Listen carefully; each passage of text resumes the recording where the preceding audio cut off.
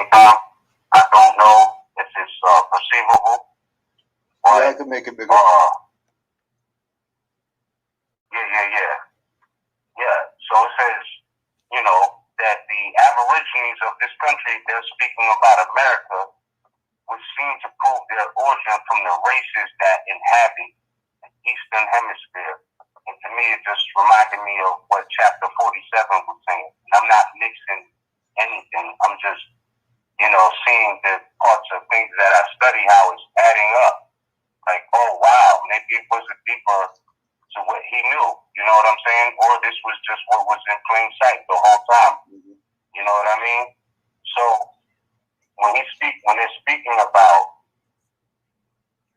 as many evidences of a former state of civilization among the Aborigines of America, and they seem to prove their origin from the races that inhabit the Eastern Hemisphere. So when we say we're Asiatics, when we say we're Moors, like Moroccans, descendants of Moroccans, born in America, what the Masons know is that the Aborigines of America was saying that this is where we come from. It wasn't like these so-called Indians today who is telling you, oh, Moors are from Morocco, Moors are fighting the Masonic feds, all of this. Nah, it's like they know amongst the societies they dealt with that the original people of America was saying in their societies, we come from the races, our origin is from the races that inhabit the Eastern Hemisphere. So, that right there is what stuck out to me in correlation to the question you asked, can Masonry save our people before nationality? I don't think that definition would make sense if you didn't read chapter 47 of the Holy Quran. Right. I mean, like, to me, you know what I mean? Like, it kind of all goes in a sense when you're talking about studying from a historical perspective, you know what I'm saying? That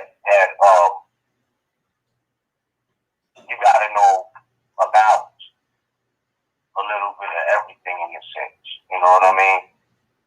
So, yeah. So, for me right there, that just ends like, all of the dispute about, well, they don't see Moors as original to America. Moors are from Morocco and, they wear the fez because they got it from Masons. It's like, no, they got everything from us. You know what I mean? And they know that we was on both sides of this planet Earth. Because why would they talk about many evidences of a former state of civilization amongst the Aborigines of America, right? And then in the next breath, they're saying, which seems to prove their origin from the races that inhabit the Eastern Hemisphere. So that means that the Aborigines knew that they was from both sides of the on both sides of the Atlantic. Right. You know what I mean? They knew that.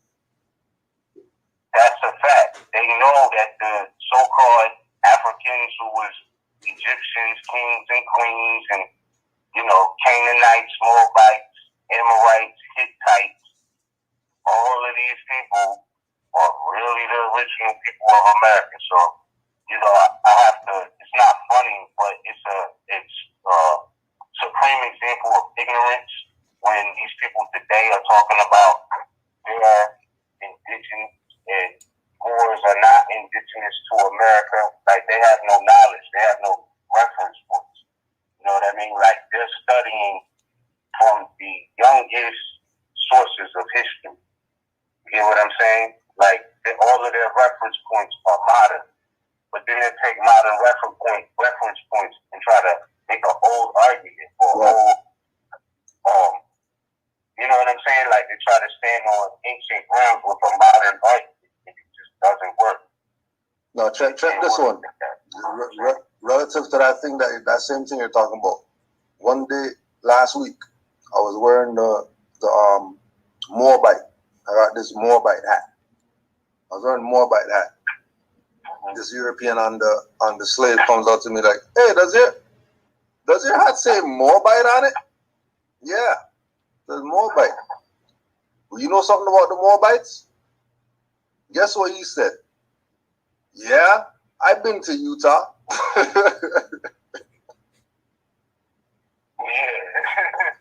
Right? Why is he making a reference point to over here with regard to Moab like that? Right? Yeah. How come all the Asiatics are going to tell you about some Bible stuff like that and all that, but this European, his reference for Moabite is Utah. Bible didn't even come up. No reference point from the Bible even came up. But as soon as you deal with our people, and just like that came to mind when you said that they keep dealing with the baby reference points, not the ancient ones. They always deal with the youngest reference points. And it doesn't even connect to them or relate to them that, when we say Moors are indigenous, we're not just talking about over here. Moors are indigenous across the Atlantic as well. The people over there who call themselves African would tell you, yes, we're indigenous to over here. But they don't call themselves Indian. They don't call themselves Native African and all that stuff. But they know that they're indigenous over there. Just like we know that we're indigenous over here. And it has to be acknowledged, again, like we were saying in the beginning, this is really an internal battle that they're having. All these people who are debating Moors about, well, I did my DNA test and we saw the Dawes rolls, that means we're Indians and all that. That's an internal battle that they're dealing with. Because they don't even have the reference points in their mind. Like we said, if this European's going to tell me about Moabite and they're talking about Utah, then I know I'm on the right track. None of these Asiatics out here who, I don't care if they came from ancient Moab itself over there. They're not telling me anything about what they think they know. Because again, European knew what nationality was. Our people, oh no, they don't deal with that. Their colors and they're all this other stuff. We go to the lexicon, they're letting you know off the top. Yeah. The fraternities are bound by mystic ties. The mystic ties have to deal with the Aboriginal indigenous people of who quote unquote were known as Iroquois. They're not talking about how are they not talking about over there? Why is their connection to the mystic ties and all that over here? Why is there ties to the Seneca? Why are they talking about over here and the institutions here relative to these mysteries that are housed in these places called lodges? Because everybody knows, the world knows, that when Egypt fell, the people who were over here started practicing all that stuff hard body.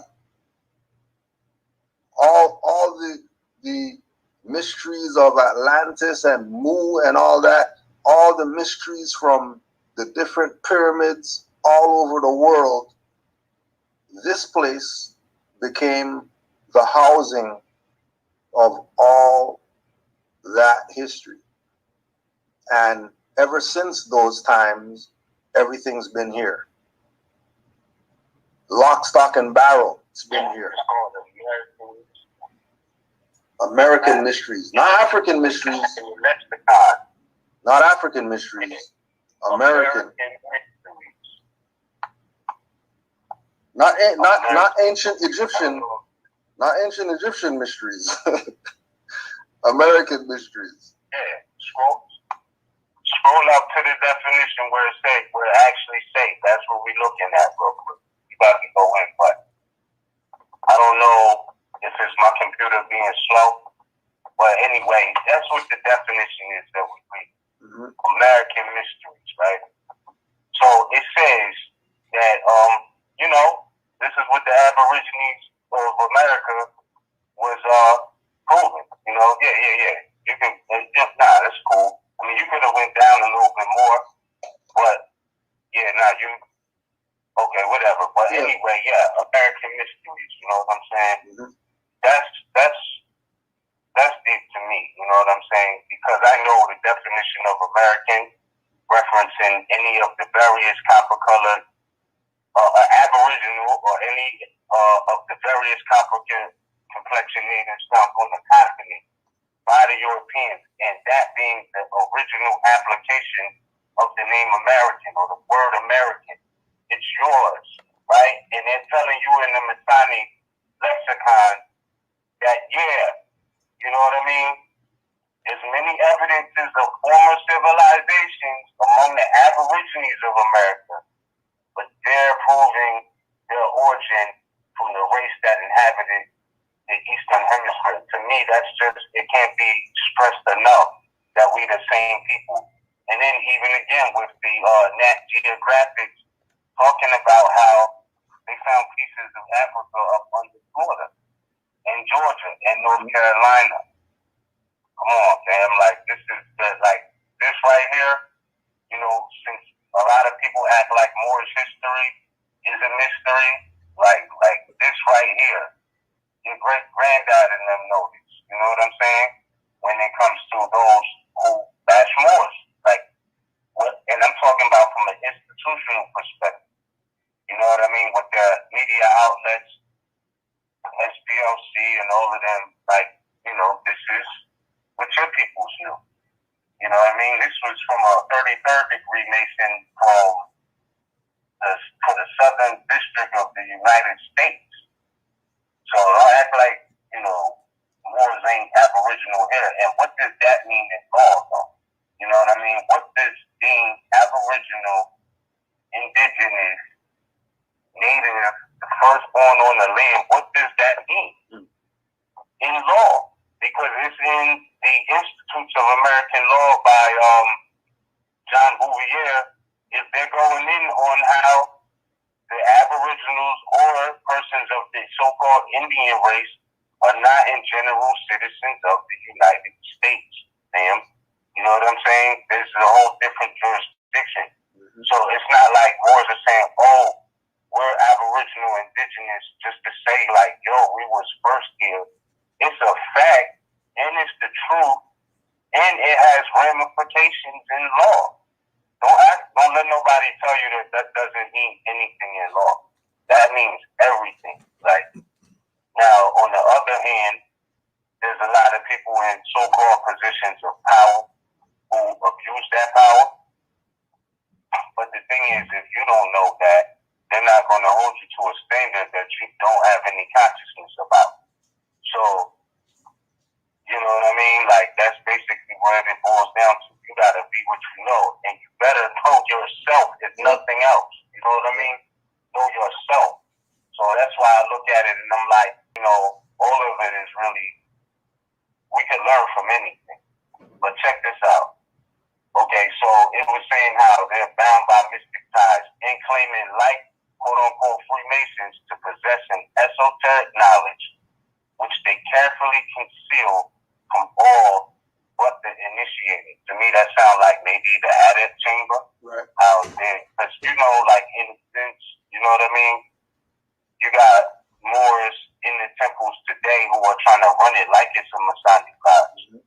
So it like the more you was talking about went to a temple in Texas and they like, oh, that's Taj, that's whoever, and they're like, nah, you know, this is, you know what I mean? Like, this happens throughout societies, but the thing is, we're not no secret society, and the temple wasn't a secret society. Right. But the noble duality was here, you know what I mean? They was dealing with Gnostic wisdom, of course. You know what I mean? So, in that regard, you gotta see that for what it is. But, I don't know. Like, I think they did noble duality kind of like how they did Jesus and started idol worshiping him. Yeah. When this was all about the mysteries or the unveiling of the truths of the Most High. But let's finish reading this definition of American mysteries out the lexicon. So it goes on to say, DeWitt Clinton, once the General Grand High Priest of the United States. And I'm going to say that again. DeWitt Clinton, once the General Grand High Priest of the United States. General Grand High Priest of the United States. Why not of a church? Why not of a temple? Why, like, General Grand High Priest of the More lives shot in the back, running or choked out to death on the corner. Mistake the taser for his bottom, says the coroner. To the yellow journalist that won awards for writing facts. For World Wide Web press stories, always calling them black. Civil rights violated, here on P1.7. And CIA and FBI agents, record fellas with what Rick Brother once heard. Look pause on nerds and 30 more than this on the road, no biting curves. Professor Bruce, we're fighting for survival. Making wars models won't happen common as captain rivals. Inquisition is governors and secretaries of state. Got stateless on the tables like ribeye steak. With no care, blood dripping. They eat blacks rare. Foreigners wearing tinfoil badges, pretending they're heirs. To the vastest estate, look at Malaxa. Stainless blood from after horses, brow, I swear it's agua. Demons search when stealing pioneers and organs. Psychiatry, death industry. To start selling black orphans. And half close coffins. Cause legs are missing, killing stateless people. Cancer won't even see remission. More lives matter. Black lives don't matter. More lives matter. Like black lives don't matter. More lives matter. Like black lives don't matter. More lives matter. Like black lives don't matter. System, what system? Not gonna make myself no victim. Run down and kick them off, educate oneself and flip them. All of these titles of nationality strips them. Must reallocate in order to really grip them in this third dimensional illusion. Organize chaos, confusion, stealing your attention. Mental inclusion, universal law, declaration of the ancient. I self-law and master from the rooftops to the basement, roof deep to the spaceship. Ever since all creation, celestial foundation, ocean floor to the ranges, to the mountain tip, to the cosmic infinite. Basically, we are way above the shit. In other words, get in tune with spirit. Take a breath and accept mental polarity, gender rhythm, correspondence, vibration, cause and effect. More lives matter. Like black lives don't matter. More lives matter. Like black lives don't matter. More lives matter. Like black lives don't matter. More lives matter. Like black lives don't matter. More lives matter. I think it knows sound dog. It gets protected when protected. You can ask off. Get my perspective on the record to replay. All the moves that one replay. So they want to catch off. Bury them. On to the next one. Enough of them are running down. Use them a cat cross. Y'all believe what's up in that. Y'all believe what's hot. Trayvon, Michael Brown, Lazarus is back. The afterlife, visited the class wrong. Who they really want to see with the crown on high and the guards on free? I am free and you nothing is but your land or your country to see your inalienable rights. The insatiable delight of knowing thyself and bringing all injustice to light. But the fight is your claim, make your sight for the bright. I'm the mic in the night. Foresight for you to realize that, More lives matter. Black lives don't matter. More lives matter. Like black lives don't matter. More lives matter. Like black lives don't matter. More lives matter. Like black lives don't matter. No.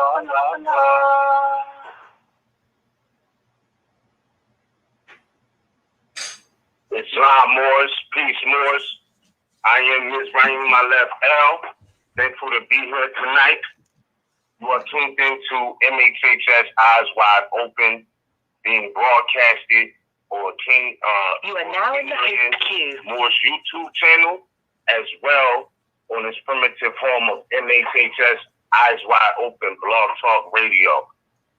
We are here again with Brethren Kudjo.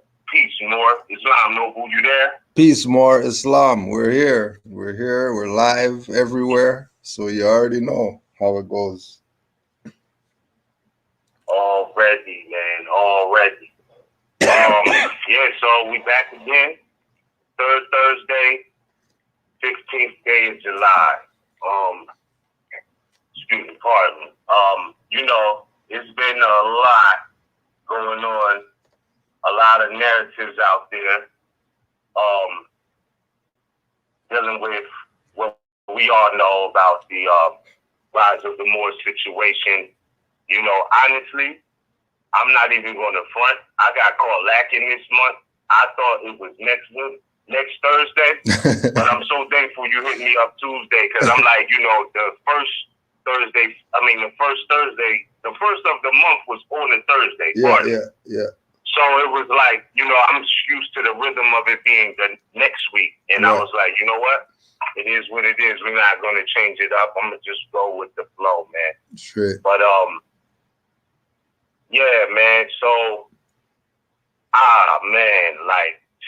Well, let me say really, this. Yeah, I really didn't even want to. Let me say this. I don't know where we're gonna go, because you already know how it goes.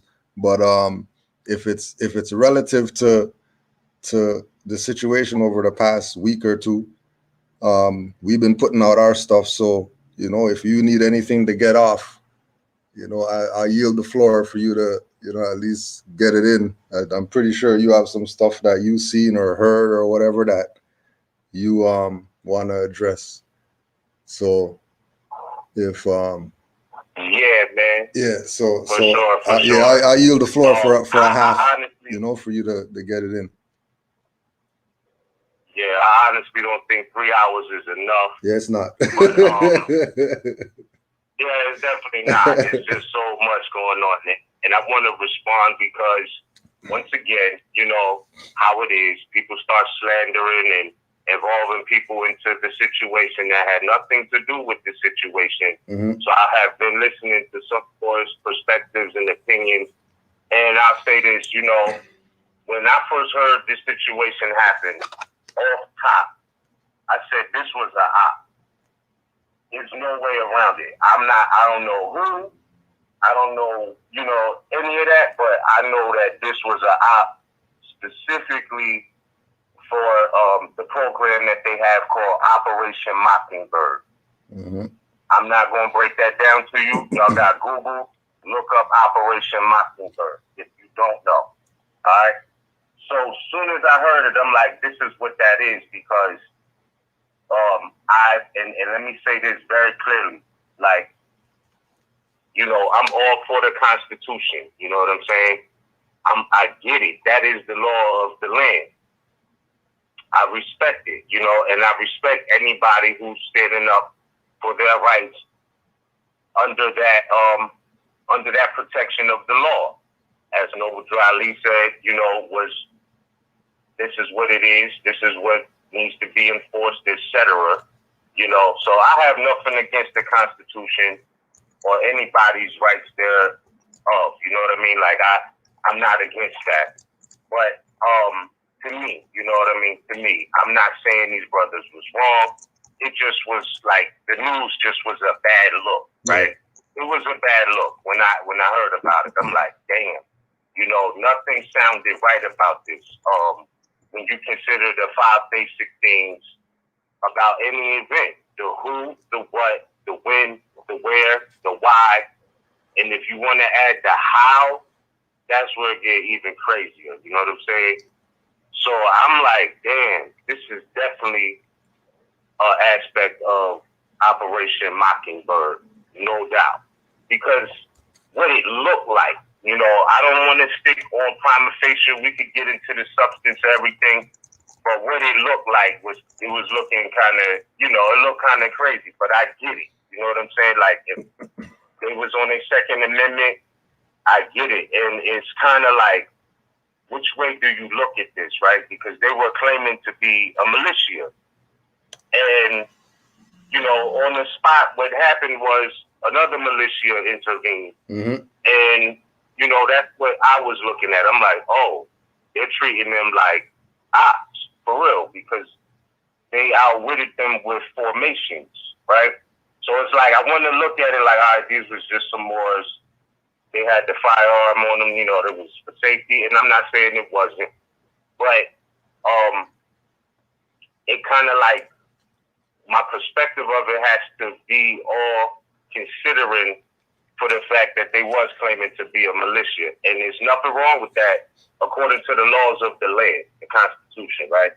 So you know what I mean? Like, you have to look at it for what it is, right? That's what they was claiming to be. And for whatever reason, you know what I'm saying, the state boys, remember, like, when you're talking about state police, that's a militia, right? It's no secret. They claim to be troopers, right? They claim to be state troopers. So basically, what it appeared like, you know what I mean? I know the brother was saying he was peaceful. He didn't have any intentions to harm anybody. I think it was an absolutely great thing that nobody got shot, nobody got murdered. You know what I mean? That speaks volumes for itself. You know, but now they're trying to put brothers in a position where, you know, civil litter mortus, civil death is on the table now, right? So, in even though that's happening under color of law, but I want to say this, and I mean all due respect, because I'm hearing, you know, different Moors denouncing, and I get it, you know, but what I'm saying is, like, somebody said that this was a result of Taj R.V. Bey teaching. I'm just saying off the rip, you know, again, nothing against these brothers, but nobody at R.V. Bey Publications had anything to do with them riding from Rhode Island to Maine, so-called, and not stopping to get their own gas. Like, we had absolutely nothing to do with that, just for the record. And I'm not saying they was right. I'm not saying they was wrong. I'm just saying we didn't have anything to do with that happening, right? So let's be clear, because people are slandering just like they did when the situation with Corinne Gaines came about and all of this. And I'm just saying, yo, leave my mom out of it. Like, that's because it's crazy, because it's like, damn. All right, according to him, according to Jamal, not me, not anybody else, but according to this brother, you know what I mean? His background was in military, you know what I'm saying? So, like, that's a part of who he is, right? And you gotta respect people for what it is. You know what I mean? Like, so his background is that since he was 17. And people tend to bring what their life is into the movement. The movement that he took an oath to uphold the Constitution when he was 17. So that is a part of, you know, his upbringing. And that's who he is, right? So that's what he was into.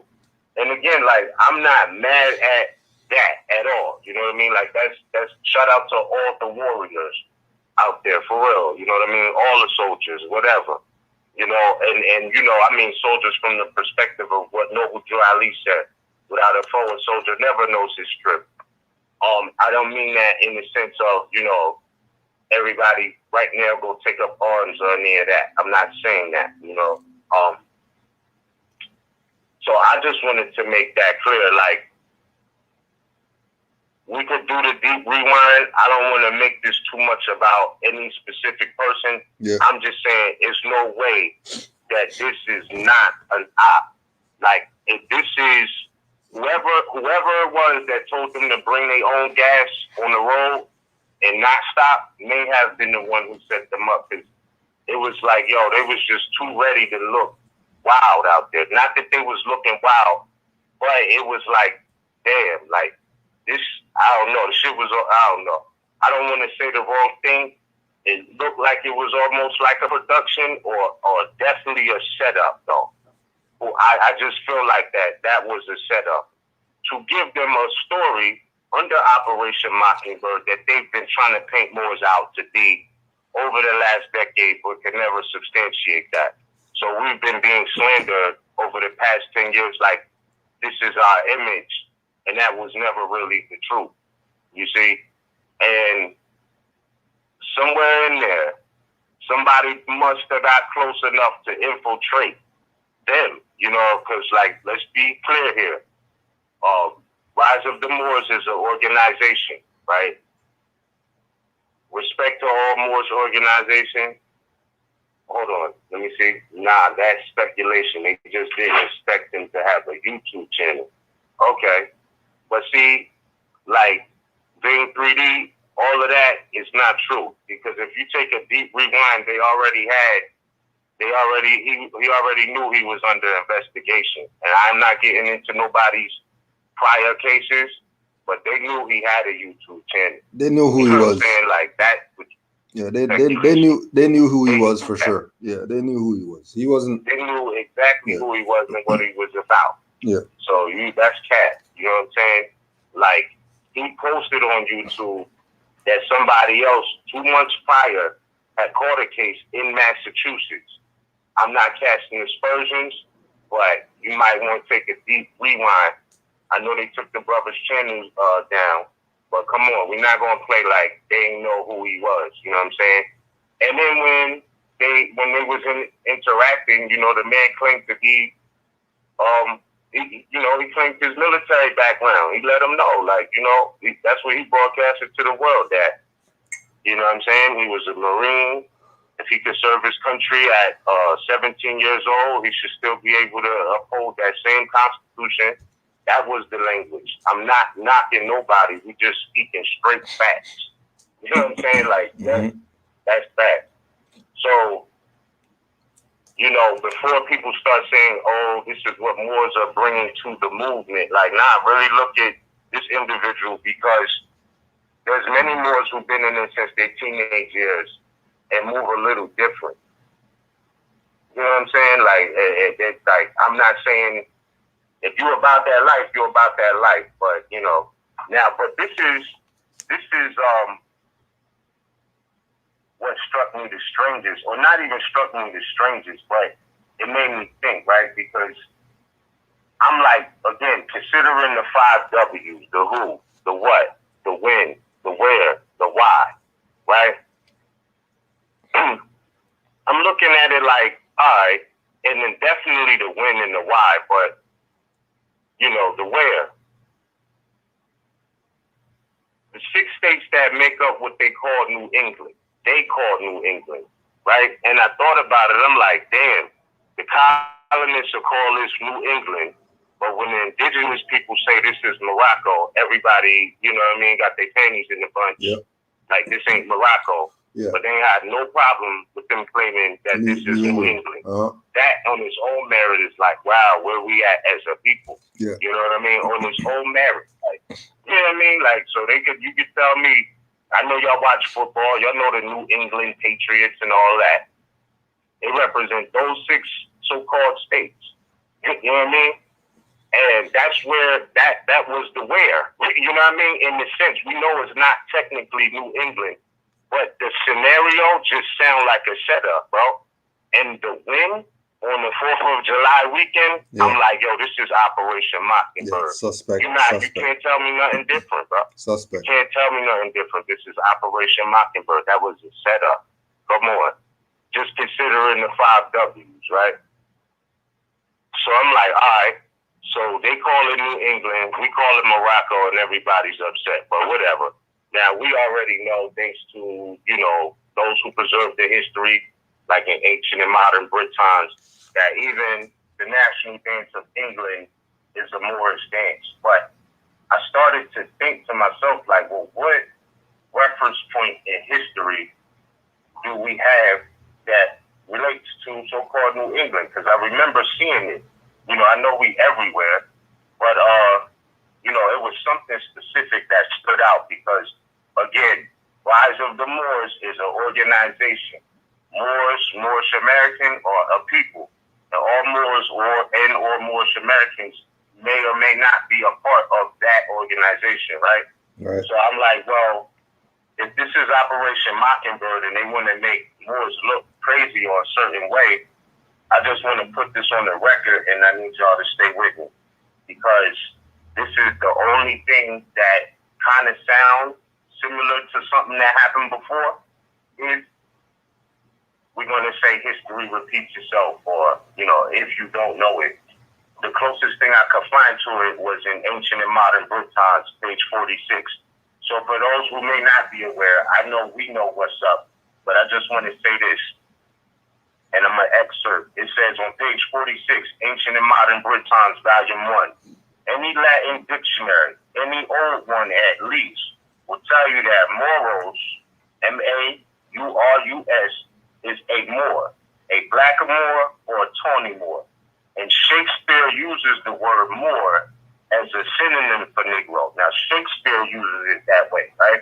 That's what they say. Now, hold on. It says, as that word bears nowadays a somewhat restricted meaning, it may be better to take the old-fashioned blackamoor as the nearest English rendering of moros, signifying thereby any black or brown-skinned man. Now, hold on. These words are not my own, and I'm not trying to say that we black or whatever. But I'm saying that right after that, it leads you to a footnote on the same page. And that footnote says, this usage outlasted Shakespeare by at least 2 generations. In the brief narrative of the encounters between the early colonists of New England and the native quote-unquote Indians, I find it stated that, now listen to this, these unfortunate gentlemen were intercepted by 700 Moors, with whom they fought for the space of 4 hours. So not only they too, but Captain Sharp and 51 Christians more lay dead upon the place. And again, that at Woodcocks, 10 miles from Zakanch, on the 16th May, was a little scrimmage between the Moors and Christians, wherein there was, of the later, 3 slain and 2 wounded, and only 2 quote-unquote Indians killed. Now, this is news from New England, London, 1676, reprinted at Boston and Albany, U.S., 1850 and 1865. Now, I say that to say that this is not the first time in history that Moors have made headlines in so-called New England, you know, based off of something that was, and I can't even put these brothers in that category because they didn't fight anybody. They was just, you know, according to them, they was on a sojourn, you know, and they just had, they was exercising their right to bear arms, according to them, right? So I'm like, okay, so Moors and Christians documented in Boston, because they was right outside of this, right? Right outside the place. I'm like, this is the closest thing that I ever heard of about, you know, Moors getting into this in that particular place, right? So it's like, all right, so we know that Moors is any brown-skinned person. So, like, this shouldn't have to fall on the chin of all Moors. You know, this was a group. 11 people, that's a football team. That's a unit on a football squad. Offense or defense, right? 11 people. So I'm just saying, like, you know, I don't want to bash anybody, but I'm just saying, like, you know, R.E. Bay Publications had nothing to do with any of that transpired. You know what I'm saying? Again, you got to look at people for what their individual experiences are. You know what I mean? And I wouldn't, you know, try to bash anybody for that, but you could kind of see it coming if you had paid attention to the videos he posted.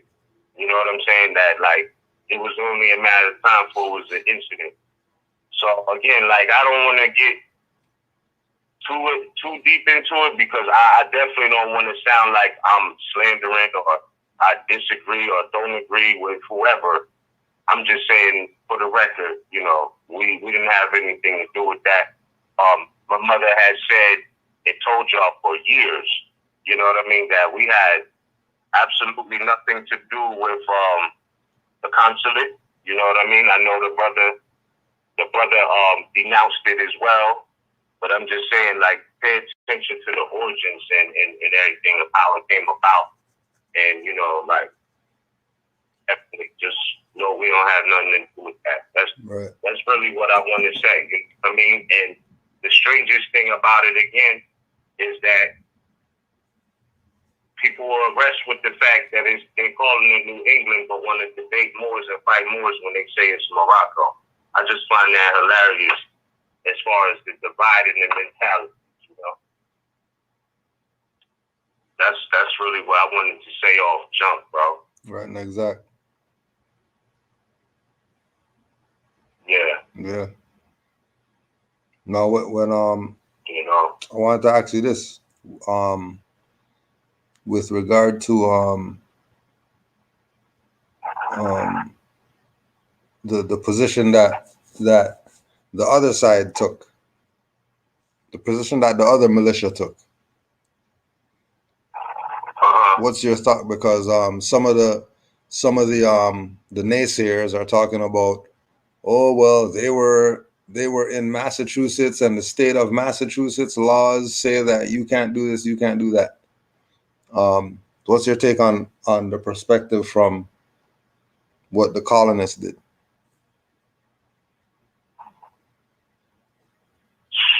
Honestly, bro,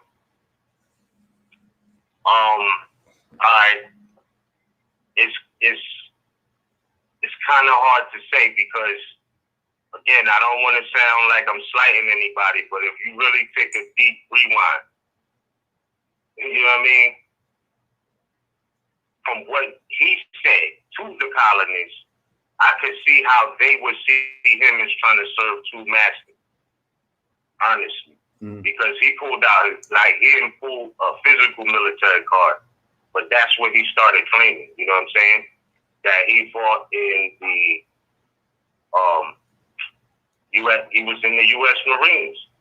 So that is a brotherhood in itself. I don't know why they would do that, you know what I'm saying?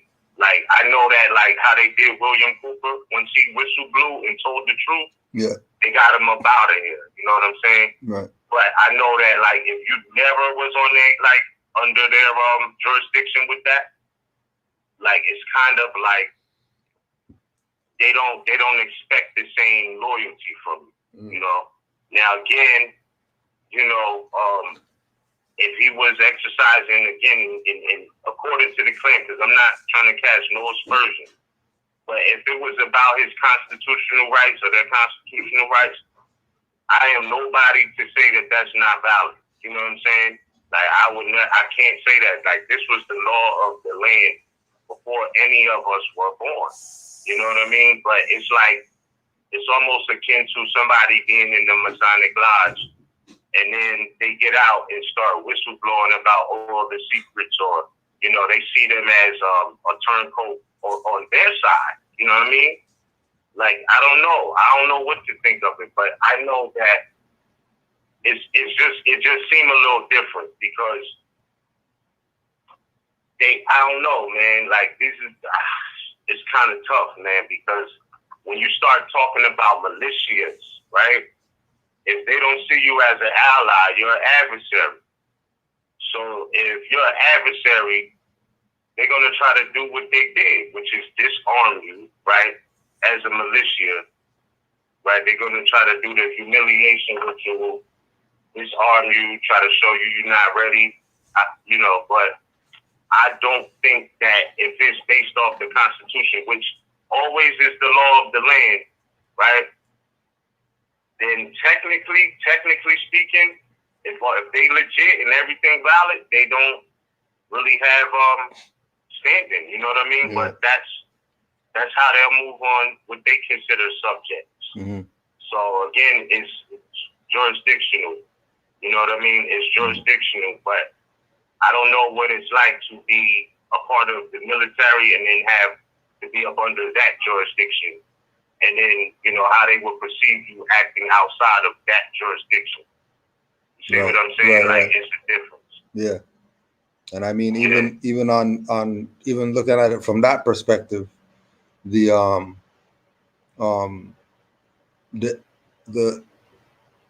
the hoopla that happened, you know, them going overboard with the presentation as far as the Mockingbird concept. You know, you can look at it. You could look at it as payback for him, you know, not being on the side of the Marines.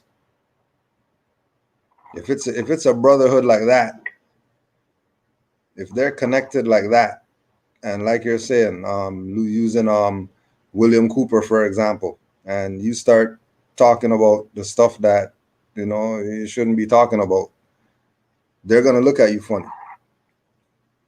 They're gonna deal with you like a combatant, like you're saying, you know, because you have an oath to them, you know. Yeah. Because and that's how they do. It's not some, you know, some new stuff just because of this situation. That's how they do. You know, these people hold grudges and all that type of stuff. You know that. You know what I mean? They're still mad. They're still mad that Moors took their wives and stuff and their daughters and stuff like that. They're still mad all these years later. You know what I mean? So that's an interesting perspective too. That they're doing what they're doing as punishment for him or punishment to him. You know, because they can't really William Cooper him like that, really. But they can definitely make things harder. You know, they can definitely inconvenience his movements, you know, which again is a pattern that you already know. When the stuff gets thick, they're gonna kidnap you and hold you. You know, that's just how they get down. You know. Right. But I think one of the things, and some of the people were saying in the chat too that, you know, the whole thing of the when is a big one as far as the whole op perspective and that time that they did it, where it happened, you know, the fact that I-95 is the highway, like it ain't no other highway, that's the one, you know, and the most important highway on the East Coast at that. And they shutting that down both ways. It's not even like it's going two ways. Both ways shut down. That's a little much, I think, for some guys parked on the side of the road. And no shooting happening, no arms getting pointed, no nothing like that. Just people at the side of the highway with arms shut down both ways. Something's a little bit off with that for me. And again, that it was on the weekend that it was. That's what. Yeah. That's why you kind of got to look at it two ways. You know what I mean? Like, it wasn't like this was like, you know, like, I'm not, all right, let me say this. So let's say a Grand Sheik of the Moor Science Temple of America, let's say it was one being ran to shore, right? And he was traveling and his muftis was on security detail. Let's say they even had on they suits and ties and feathers, but they had those firearms. Like, the scenario still would look different, fam. Like, it would just look different. You know what I mean?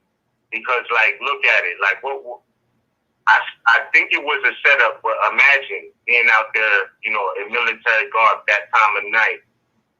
What is a policy enforcer to do if he thinks he's seeing his brothers in arms on the side of the road? That's what they look like. You know what I'm saying? Like, he's going to come. Like, if I was riding on I-95 and I seen a bunch of Moors with feathers on, standing on the side of the road, I might pull over to see if I can help. You know what I'm saying? And more than likely, I mean, I don't know. I think it was all a setup, but either way you look at it, that's what it looked like. You know what I'm saying? Like, so it's just a different optic. Like, I never seen that before. You know what I'm saying? Like, man, like, you know. So now you got to look at it like, okay, if it's a militia and they're seeing you as an adversary, you know, what they did was counter with a militia formation and trap them in. Yeah. That's what really happened. And then took their firearms. Like, that's kind of degrading for a militia. You know, like, that's what they was trying to do. Was like, y'all, you know what I'm saying? Like, all right, y'all militia, we're going to show you this. They had state troopers from New Hampshire and Massachusetts closed in on them. You see? So it's like, I don't know, man. Like, it's just different, bro. It's not, I wouldn't blame this on anyone more's teaching. You know what I'm saying?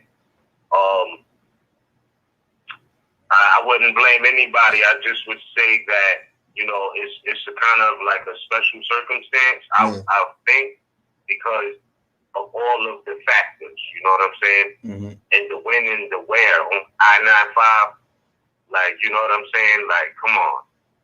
And you already know the stigma around Moors and right to travel, how they try to use that already to paint people as terrorists when that's a civil matter. You know, and again, if they don't have any corpus delicti, they're saying they violated some rule that's on the state books. And again, it's back to a matter of civics. Like, were they, you know what I mean? Like, if it's constitutional, there is no case. Because,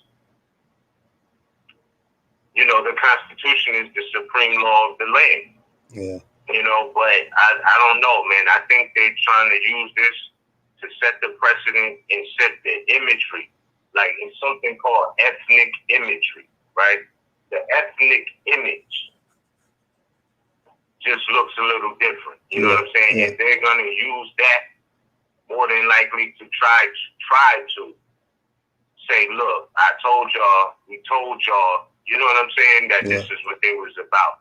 But we know better, you know what I mean? We know better. Like, that was that incident. But, you know, when they got big bucks up on this Operation Mockingbird thing, you know, you get institutions like the SPLC and all of them who will pay into seeing the outcome that they've been trying to think, you know, from a narrative that's false. They'll pay to make it true or look true anyway.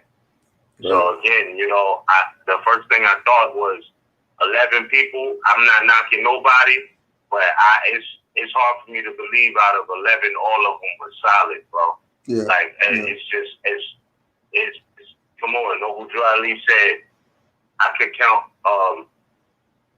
Moors on one hand and have fingers left over. Sure. You know what I'm saying? So 11, you gotta have an extra finger. You know what I'm talking about? An extra hand. Yeah, you need an extra hand for that. If you only got two hands, something's up. Exactly. You know, so it's just like, I don't know. But you know. Alright, so and I agree with that. Article 6, paragraph 2, R.A. Salim Bay, salute to you. Article 6, paragraph 2, nothing else matters, no matter how bad the so-called optics are. Enforce the Constitution. I can dig that. Mm-hmm. I respect that. You know, that's the law of the land. So that, you know what I mean? If they stay on that, it's all good. But I know that I'm speaking because, you know, look, they put this in newspaper articles, and like I said from the beginning, I do believe it was for Operation Mockingbird. That's you know what I mean? Everything about it, that's what's written on it. Yeah. I'm not saying, you know what I mean? Like, that's all I'm saying is that, like, yo, this was a op. This was a setup. Yeah. Like, whoever whoever, I personally think, and I don't know, I'm not going to cast aspersions, but I just think whoever idea was to not stop, maybe, just maybe, you know what I mean? That could have been the kickoff, you know what I mean? That could have been the cue. I don't know. Like I say, I haven't had any dealings like that with them, so I really don't know, but my spirit man is telling me that was the setup, and they used the perfect timing to do it because the narrative was all on them from the 6th of January situation. We seen who the real terrorists were and whatnot. Yeah. So like they had to kind of swing the pendulum. You know what I mean? Away from them. Yeah. They needed something to sway the minds, to not consider troglodytes hanging from the balcony, 3 fingers. What? Yeah. You see what I'm saying? Yeah. So that stole the headlines on 4th of July weekend. You know, I had people hitting me up asking me about it. I'm like, look, I don't know what's going on. You know, I ain't had nothing to do with that. I don't know what's going on. But yo, look, this is what it is. I mean, you see the stories. They're spinning the stories because they was calling them sovereign citizens, and we already know sovereign is not a place to be a citizen of. You know, and I don't know. It's just a little ironic. Like, I don't know. Now, let me ask you this. To be foreign national. Yeah. Mm-hmm. No, go ahead. I'll ask you after. You finish your thought. No, go ahead, more. No, I was gonna ask you,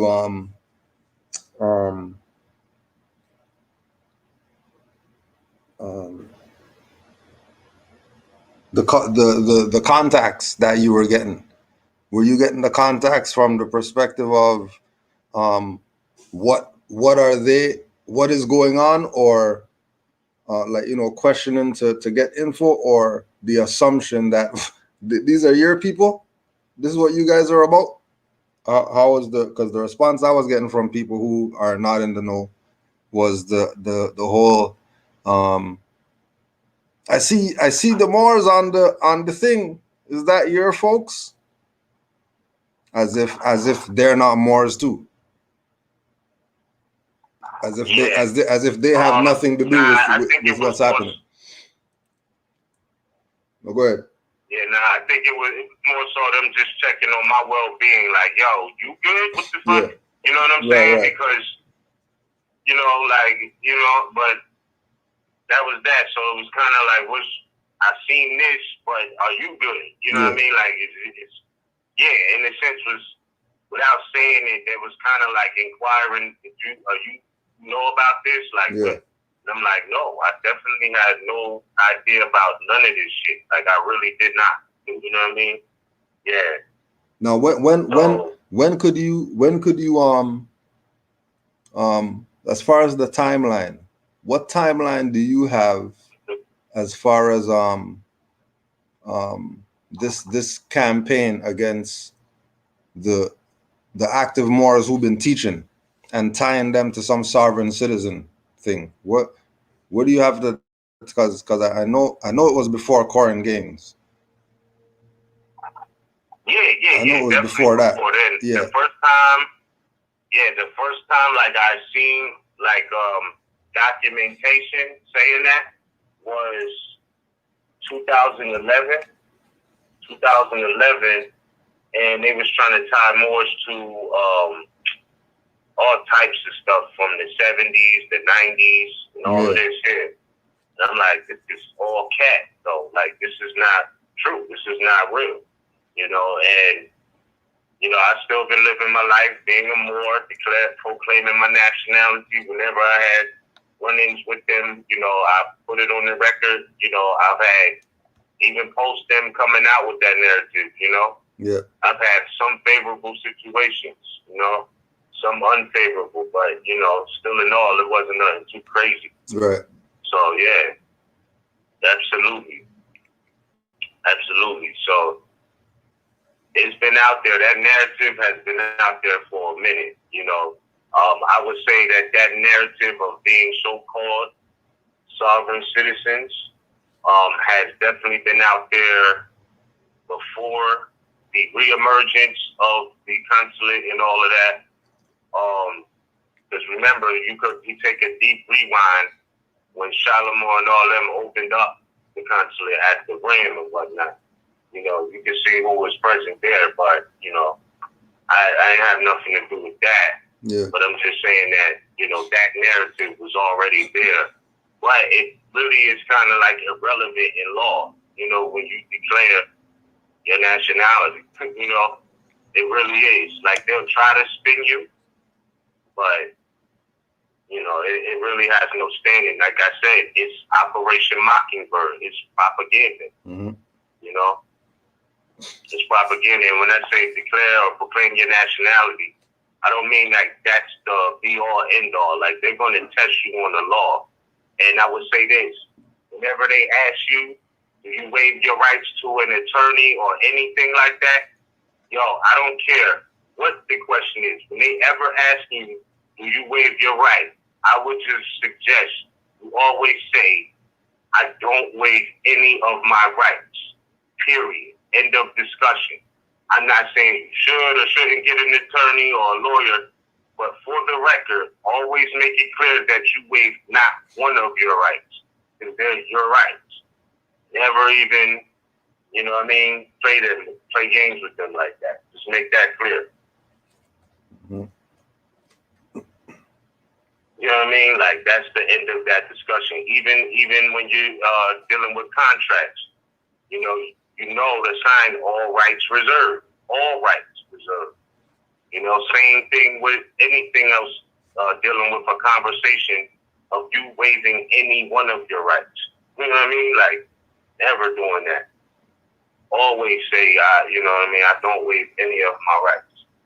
That's what I would suggest, To not let them, try to start playing ping pong with you. Like, just because you're trying to go input your persona or sui juris or whatever, that's not you waiving a right. Mm-hmm.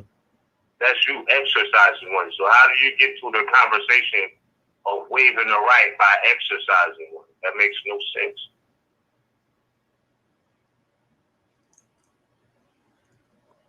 Mm-hmm. Okay, so look, Thing 3D says, the need for our consulate is growing direly to extract our fallen brothers and sisters should such events occur.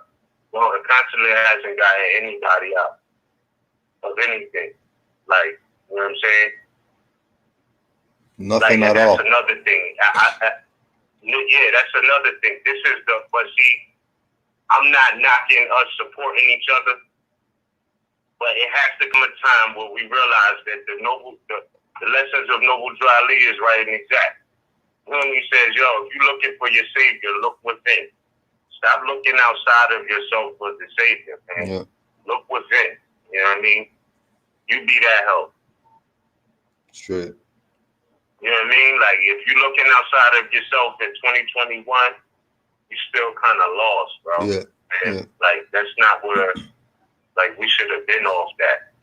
You know what I mean? And for anybody, for anybody, like, unless you're in a foreign land, there's really no political need for a consulate for you in your own land. Like, you claim aboriginal, indigenous, and you're in your own land. But And that's at the same time, I know exactly what consulate means. I know exactly what consulate means. We ain't even going to debate it. You can look it up for yourself. Yep.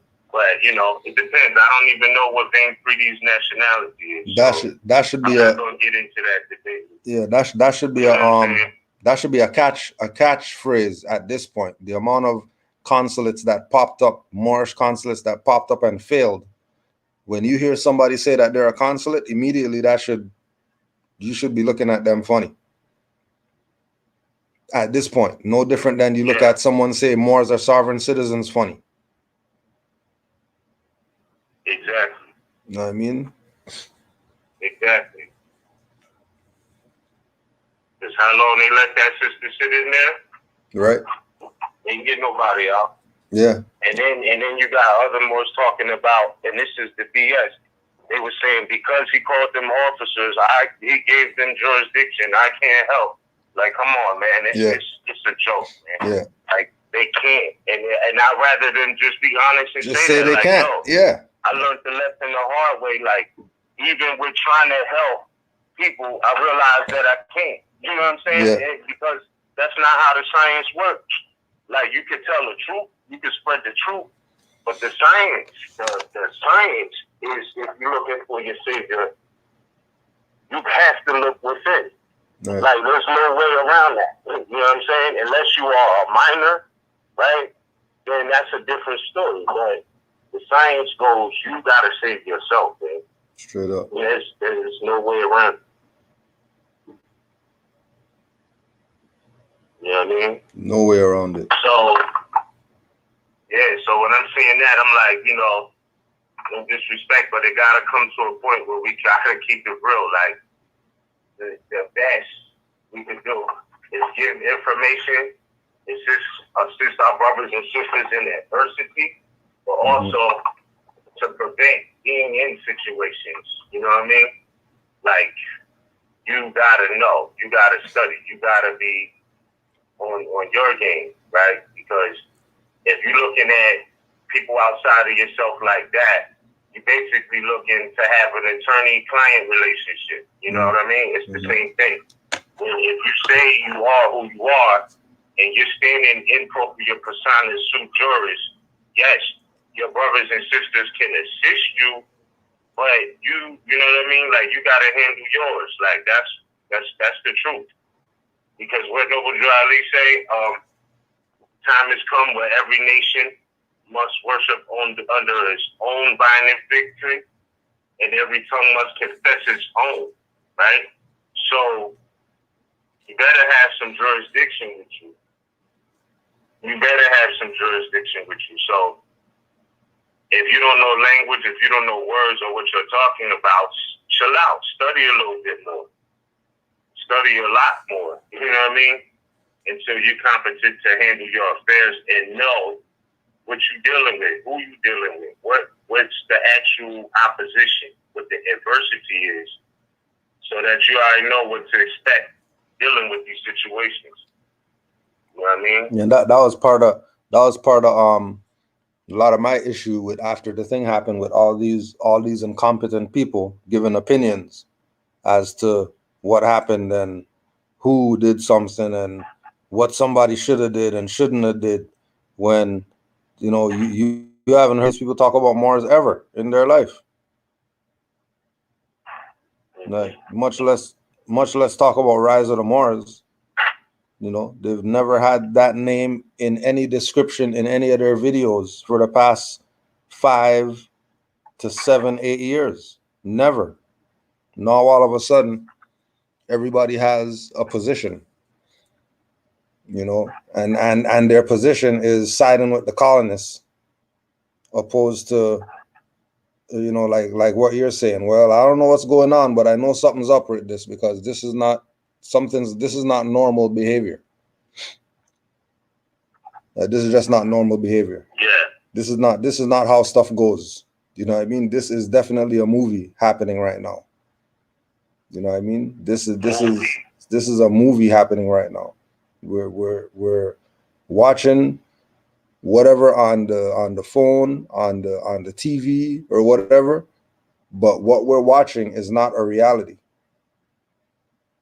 What we're watching is some type of script, whether those Moors are in on the script or whether they created a script around those Moors. This thing is a script. There's absolutely no way that this is how things go. You know what I mean? And it's telling of where people are at when they start talking about things they don't know about. It's very telling. Yeah. You know? Yeah, that's all facts. You know, and again, like, I'm not casting aspersions, but I would say, and I will say, whoever's idea was to bring their own gas and not stop, that's who needs a thorough review. that one, whoever suggestion it was, I don't know. I'm not saying it was the head dude, but whoever's ranking had that to be the plan, needs a thorough review, fam. Thorough review. Because that just nothing, again, I'm just looking at it on the basics. You know, the who, what, when, where, why. And then we could add in the 6, the how. And that's just the craziest part to me. Yeah. Because it's like, damn, well, you know, probable cause, it's kind of hard to send, like, you know, without, yo, this is crazy, bro. Like, it's crazy. You know what I mean? I don't want to speak on an open case like that, but you know what I'm saying? That's just crazy. Yeah. I would say that was a serious, thorough, deep rewind and see why. Why, though? Why? Yeah. You know what I'm saying? Ask What's that. that plan? Yep. W5H. Yep. You know what I'm saying? So what I hope Moors would take from it is, you know what I mean? Really, you know, I'm not saying don't trust, but, you know, pay attention. Like, you know, especially if you're going to claim to be a militia like that, like, there should be thorough examinations. Yeah, of everybody, yeah. You know, background checks. progress reports. Yeah. Background checks, all that shit. All of yeah. that. Like, yeah. if you moving like that. Yeah. If you moving like that. Yeah. Come on. Yeah, definitely you know what I'm saying? That's not for everybody. Yeah, yeah. That's not for everybody. Yeah, that's not like yeah, temple's open, come to class and anybody show up off the street to be involved. Yeah, that is closed door operations. You know? Come on. Yeah. You know what I mean? And it was like, when I seen it, I'm like, oh shit. Like the image that they was trying to paint Moors as over the past 10 years. Like, this is the first time I heard of them getting it. Like, you know what I mean? Like, and again, it's not about right or wrong. I'm talking about just how it looked. Yeah. Right? To the rest of the world. Because I'm looking at it from a perspective knowing I'm a Moor, you know, but how this story was stick to the world. I'm like, oh shit, yeah, they finally, you know what I mean? They got it. They got that story. If they want to set a precedent, they got that part. Yeah. You know what I mean? Because Moors was not giving them that prior to. I'm not saying a Moor never got caught with a firearm or nothing like that. I'm just saying they never gave them that look. See what I'm saying? Like, this was different story. You know what I mean? So, I don't know, man. I just say, like, if that's what people, you know what I mean, you're going to be moving like that, make sure you thoroughly examining people, like, because, man, I don't know. It's just too ironic. It's too ironic. There's no way that wasn't a planned setup. That's just how I'm seeing it. Yeah. Like, there's no way that wasn't planned. Yeah. They got everything too sweet. The who, what, when, where, and why. Yeah, everything just fit into place. Yeah. Yeah. And then to go ahead and deal with them like a militia themselves and create a formation that trapped them, that was like, oh shit, like they really just tried to flex for real. You know what I'm saying? Mm-hmm. Yeah, think about that. Yeah. Yeah, that's true. 11 hours on the I-95. Glad he posted the video during the situation, because if he didn't, slander would be even bigger, you know? Yeah. That could be true too. You know? And again, I'm not slandering anybody. I'm just looking at this as an observation. Like, this is, we could say it's prima facie, you know what I mean? But, yo, it just looked crazy, you know what I'm saying? Yeah. And I don't think that, according to the Constitution, that was wrong, you know, but, like, they, like, you know, it's just get crazy,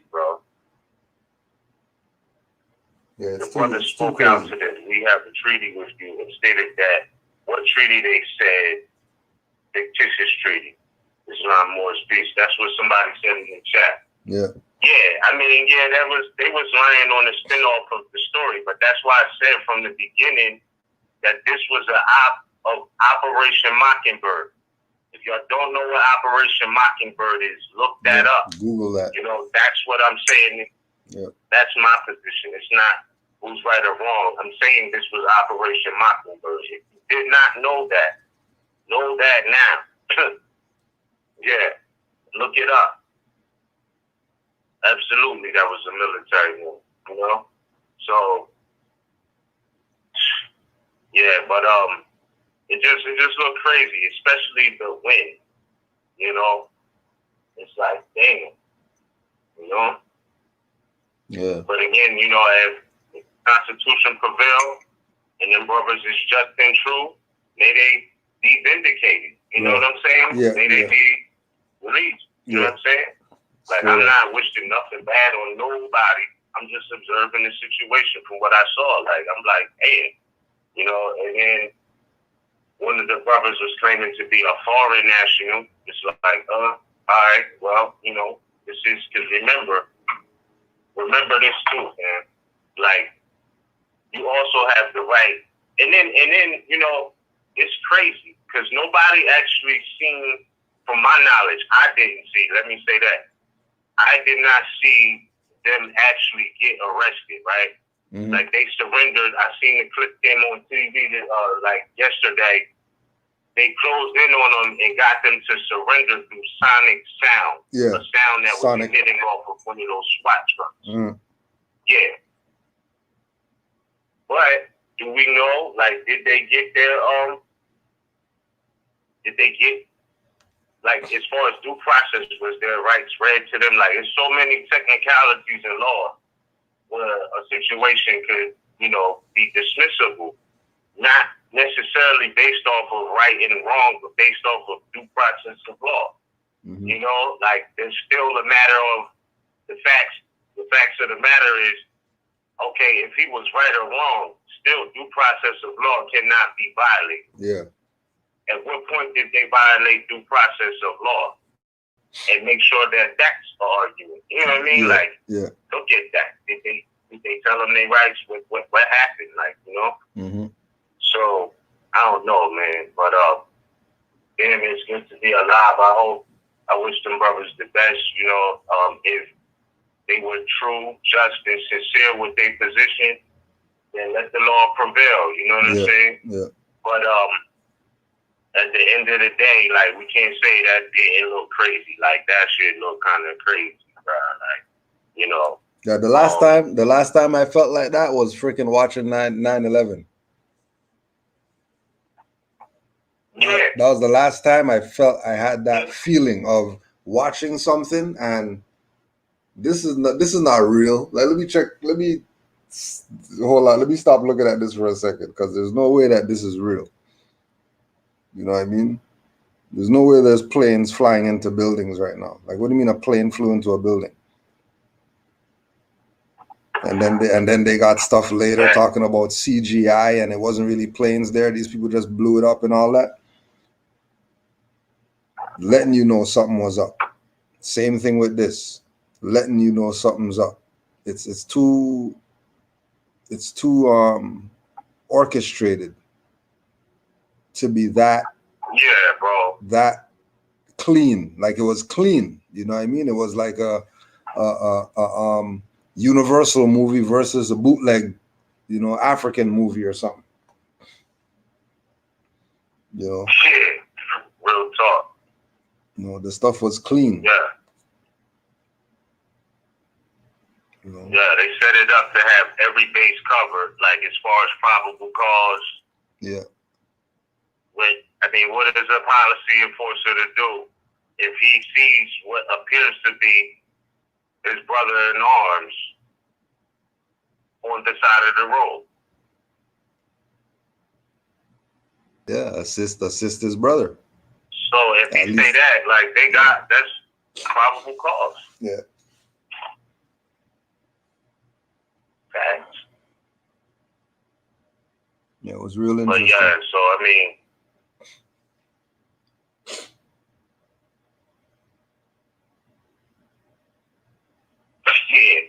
habits for life saying the same thing. I'm just watching the chat. Yeah, and and we know that it's a colorable operation. You know, Mockingbird is a colorable operation. That's not a de jure operation.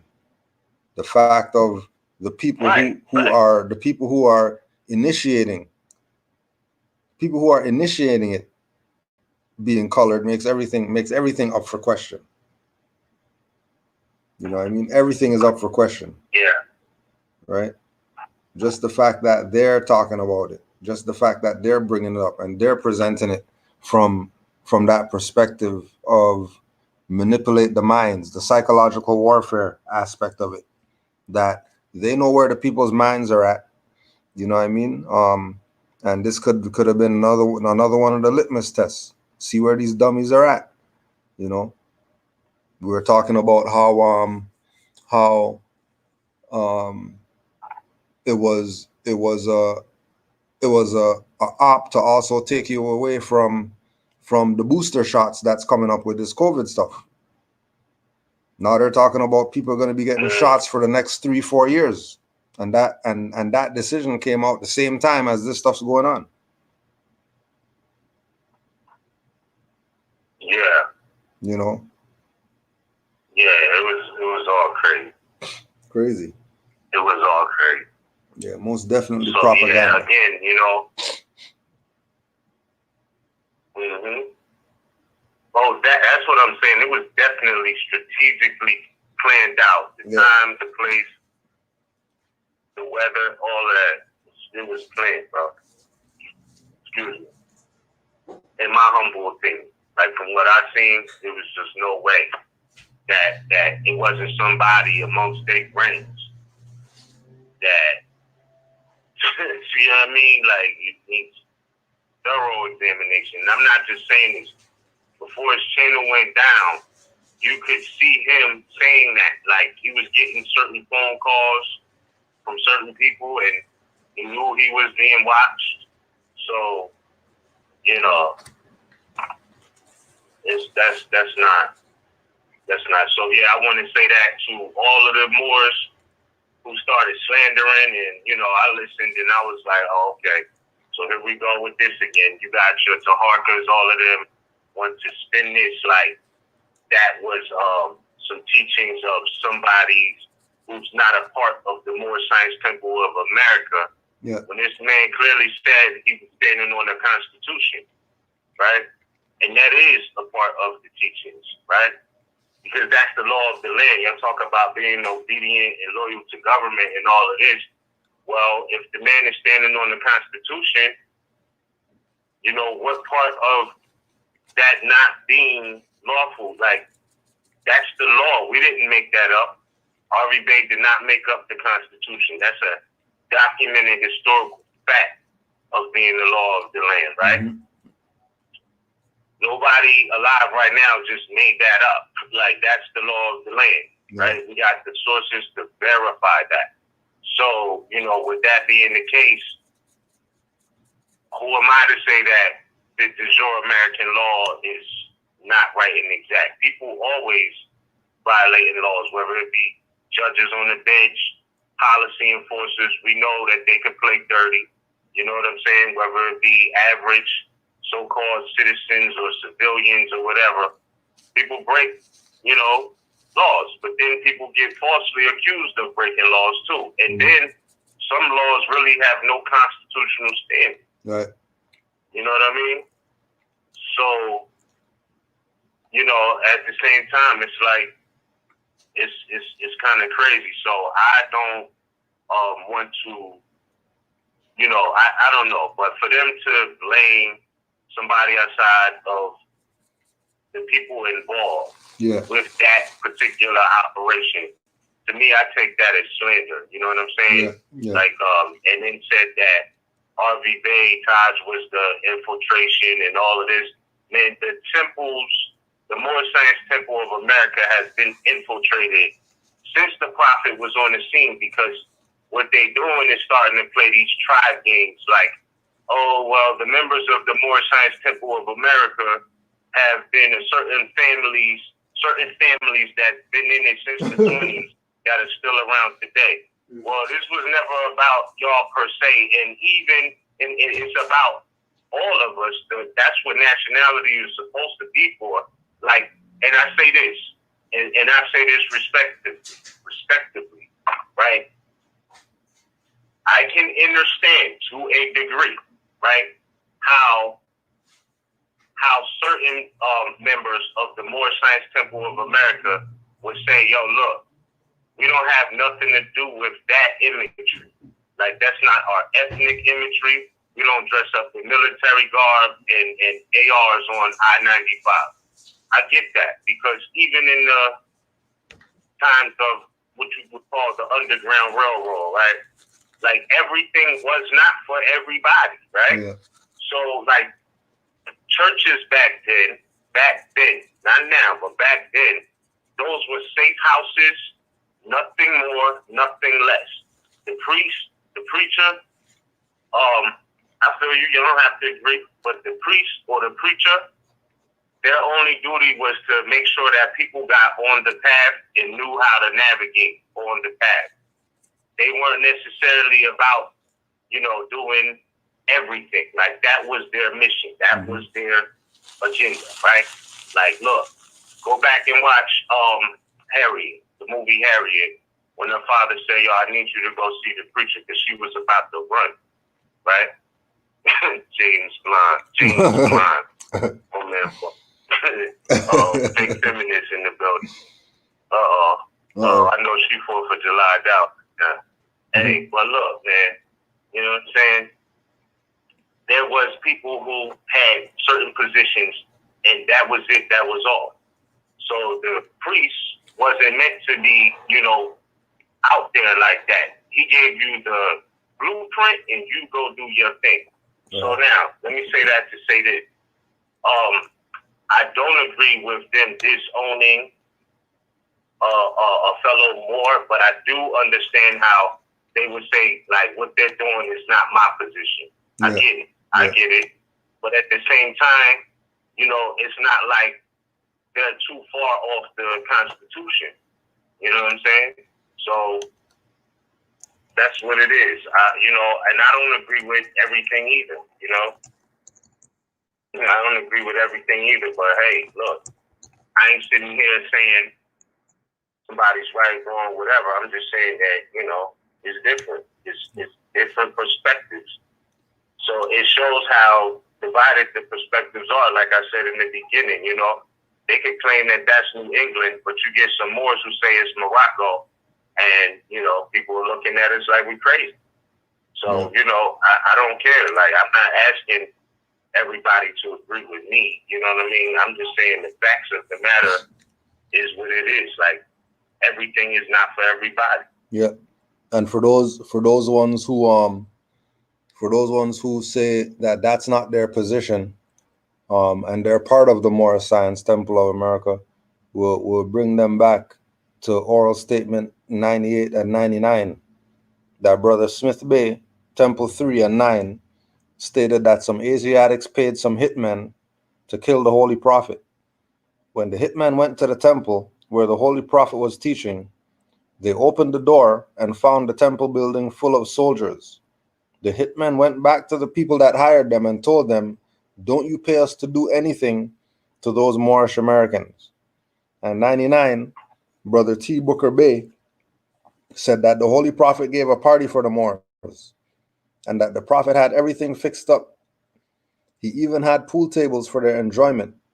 The Moors were happy, and the Prophet said, I am happy when my Moors are happy. But some unconscious Asiatics tried to break up the party. When they tried, some of the Moors who were members of the National Guard went to the armory and came back to the party with army tanks, trucks, and guns. When Asiatics saw this, they took off with such fright that some of them ran into buildings and knocked themselves out. He said that the word got out. Don't mess with the Prophet Noble Jew Ali because he is connected with the government.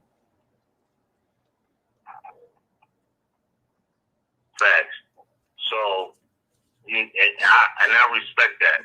Also, I'm just looking at some of the comments.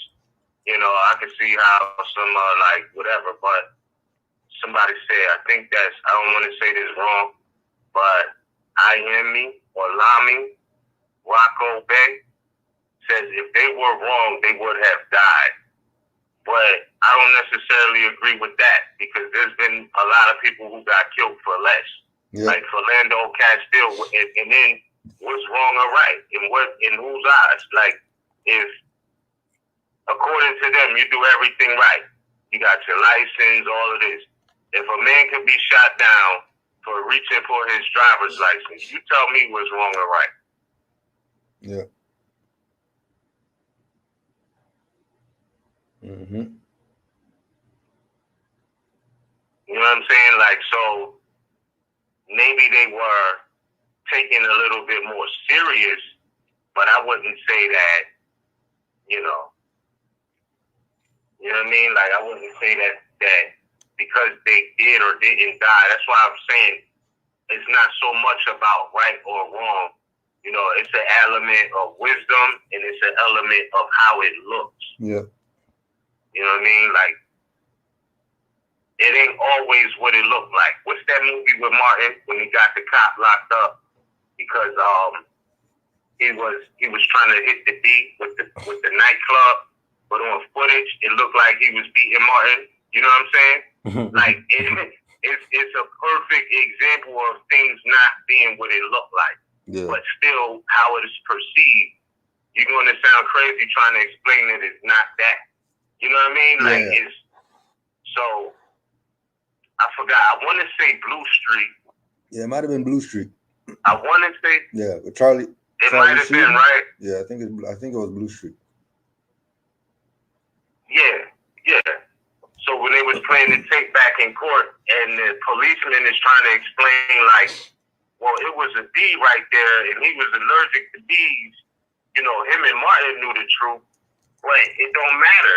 On tape, it don't look like that. You know what I'm saying? It don't look like it was a D there.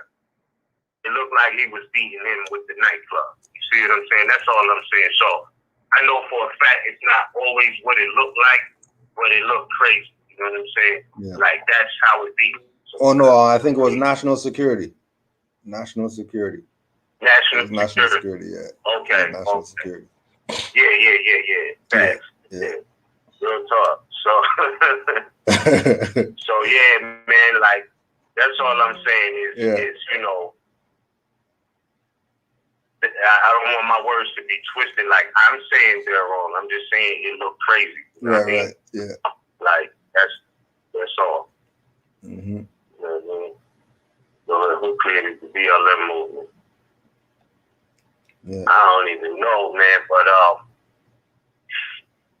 I ain't got nothing to do with that. Yeah, definitely. BLM, you know. Yeah. Well, it wasn't some Asiatics, you know that shit. Yeah. From what I heard, it was funded by many Europeans. Yeah. Many Europeans. But again, you know, man knows not by being told. So again, you know, I stick to what I know, which is dealing with more information, social civic life, you know, constitutional law, natural law. And that's really what it is, you know. It was like it was a DWB. Yeah. Y'all know what I'm talking about. Shout out to the chat for knowing the movie for sure. You know what I mean? But that's what it is. So yeah, man, I just say, you know, be conscious of the ethnic image that you portray. You know what I'm saying? Yeah. Be conscious of the ethnic image that you portray, because, you know, whether you right or wrong, when you look, you know, because it's one thing to throw on jeans, sneakers, and a t-shirt, nice baseball cap, whatever. You know, it is what it is. That's whatever. But when you put on a uniform, like, you are saying this is our unified image. See? So now you're talking about an ethnic image of a people. And when that is like, what is it? When it starts getting murky, then you know that that's something different. Man. It's just different. Yeah. Straight up. About the guys being taken. Yeah. So, yeah, I mean, that's what before, let me see real quick. You know, time flies so fast. Okay, man. Yeah. 10:15, we're straight. So, yeah, man, it's just no way around that. So, again, I wanted to say this because, again, these are accusations and allegations at this point. And like I said, I heard people slandering RV Day, etc. Like this is something to do with them. And the temple been so clean and clear. This Noble Ali was here, and then when he died, it's been all. No, man, it's been some stuff going on in there too.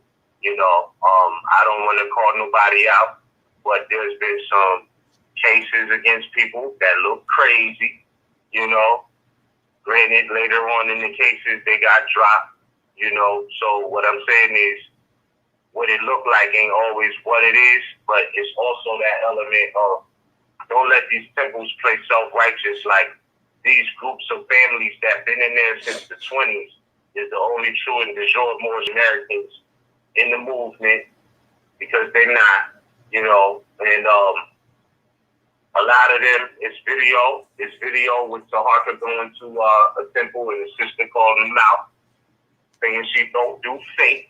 You know what I mean? Coming to the temple all fake and phony. You know what I'm talking about? So we know that they ain't all good in there either. You know what I mean?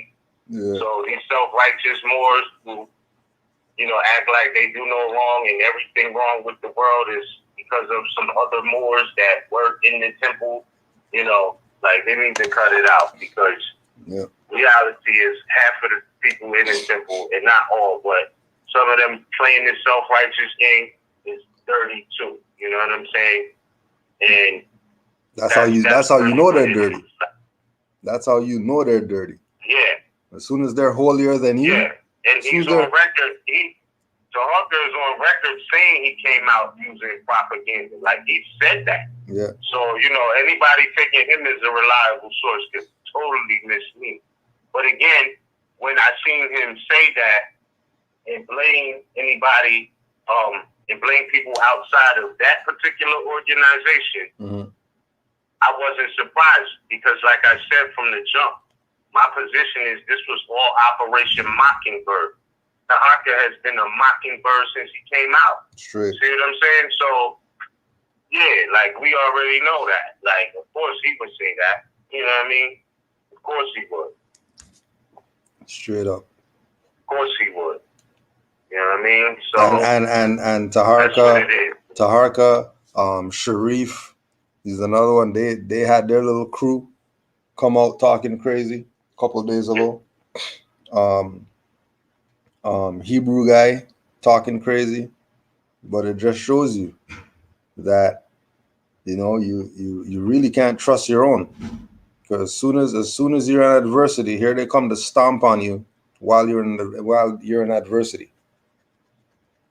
As soon as you get in adversity, here come your so-called brothers and sisters throwing you under the bus, right? Lovingly throwing you under the bus. And then they're going to talk about people violating Noble Juali and violating divine constitution, and they're not real Moors because they're not in the temple and all this madness. Right. But now, again, that's why I read page 46 of Ancient and Modern Britons, right? Where it clearly defines what is a Moor, right? And then it goes into, you know, because like they act like Moors started when Noble Juali founded the old Canaanite temple, Moor Science Temple of America. That's not true at all. You know what I'm saying? That's not true. Now, he had a standard, and I respect that standard, you know? However, like, being a Moor, that standard isn't based off of that. Because, like I said, this, when we talk about in the footnotes, in the brief narrative of the encounters between the early colonists of New England and the natives, I find it stated that these unfortunate gentlemen were intercepted by 700 Moors. You know what 700 Moors look like in one scenario? 700 Moors. They didn't say blacks, Negro. They said 700 Moors. Yep. With whom they fought for the space of 4 hours. 4 hours. You know how long that is to fight, bro? Like a physical fight for 4 hours? Yeah. Yo, that takes a lot of endurance, bro.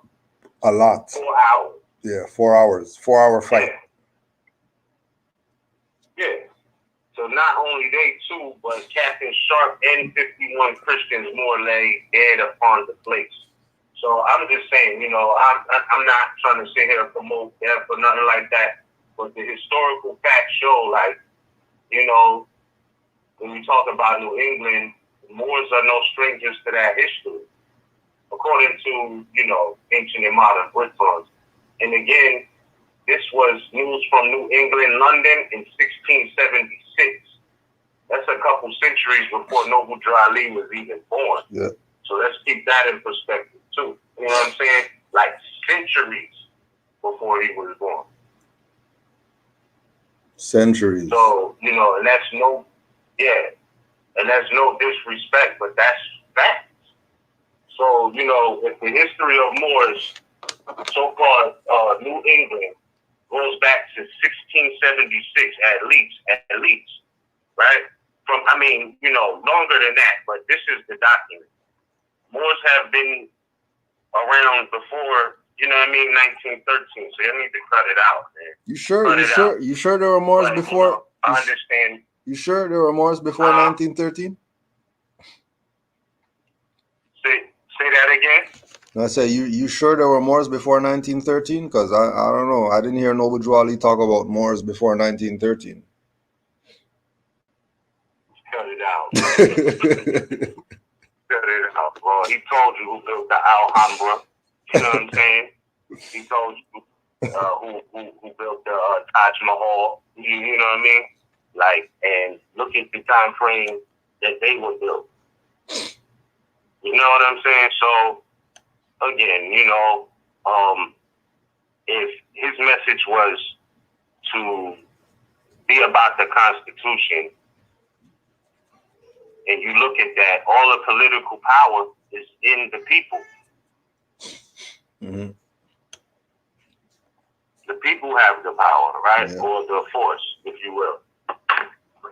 Yeah. I mean, that's how it's supposed to be. I didn't make that up. I'm not saying that. That's the facts of the matter. That's the law of the land. The people have the power, right? So again, you know, but again, in these days and times, we know what we're up against, and it's about moving wiser. You know what I'm saying? You gotta move wise. And I've been saying that. You know, I've been realizing that over the past couple of years. Like, damn, it really is a difference between knowledge and wisdom. You know, like it's been hitting harder, and they keep showing itself that, you know, knowledge and wisdom is two different things. Mm-hmm. You just gotta know that. Like, you gotta know that. You know, knowledge and wisdom is two totally different categories. You know, so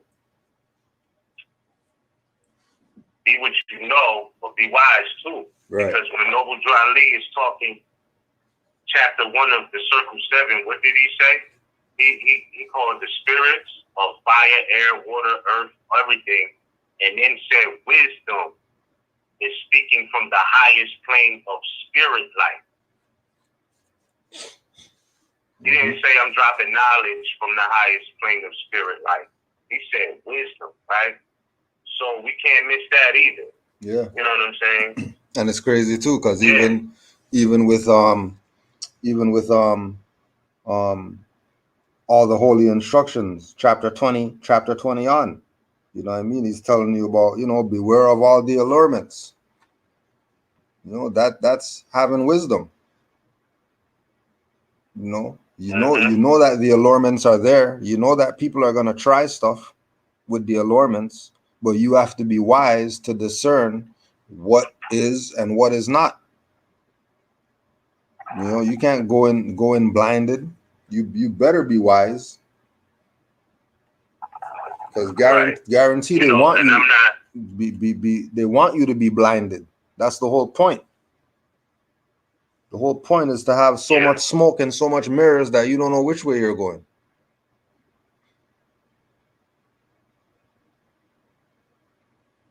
Yeah. Yeah. So, you know, and again, I'm not saying that to say Noble Dry Leaf didn't wake up the generations that are here now. Don't get me wrong. You know, I'm not saying that, but I'm saying that, you know, it ain't like he made up Moors as a nationality. You can do the history, you can do the knowledge. If David McRitchie was giving it to you. Ancient and Modern Britons, Volume 1. Jay Rogers was giving it to you. You know, there's many sources that'll let you know we are Moors. Yep. But the infrastructure, you see, is different when it comes to the Moor Science Temple of America, not of the United States of America. See? So that's really what it boils down to. And I'm like, you know, let us not be confused. Yes, we are a nation. And again, I can see how certain nations, you know, have an ethnic image that majority people want to maintain. And, you know, that's respectable. I'm not knocking that, you know, but at the same time, don't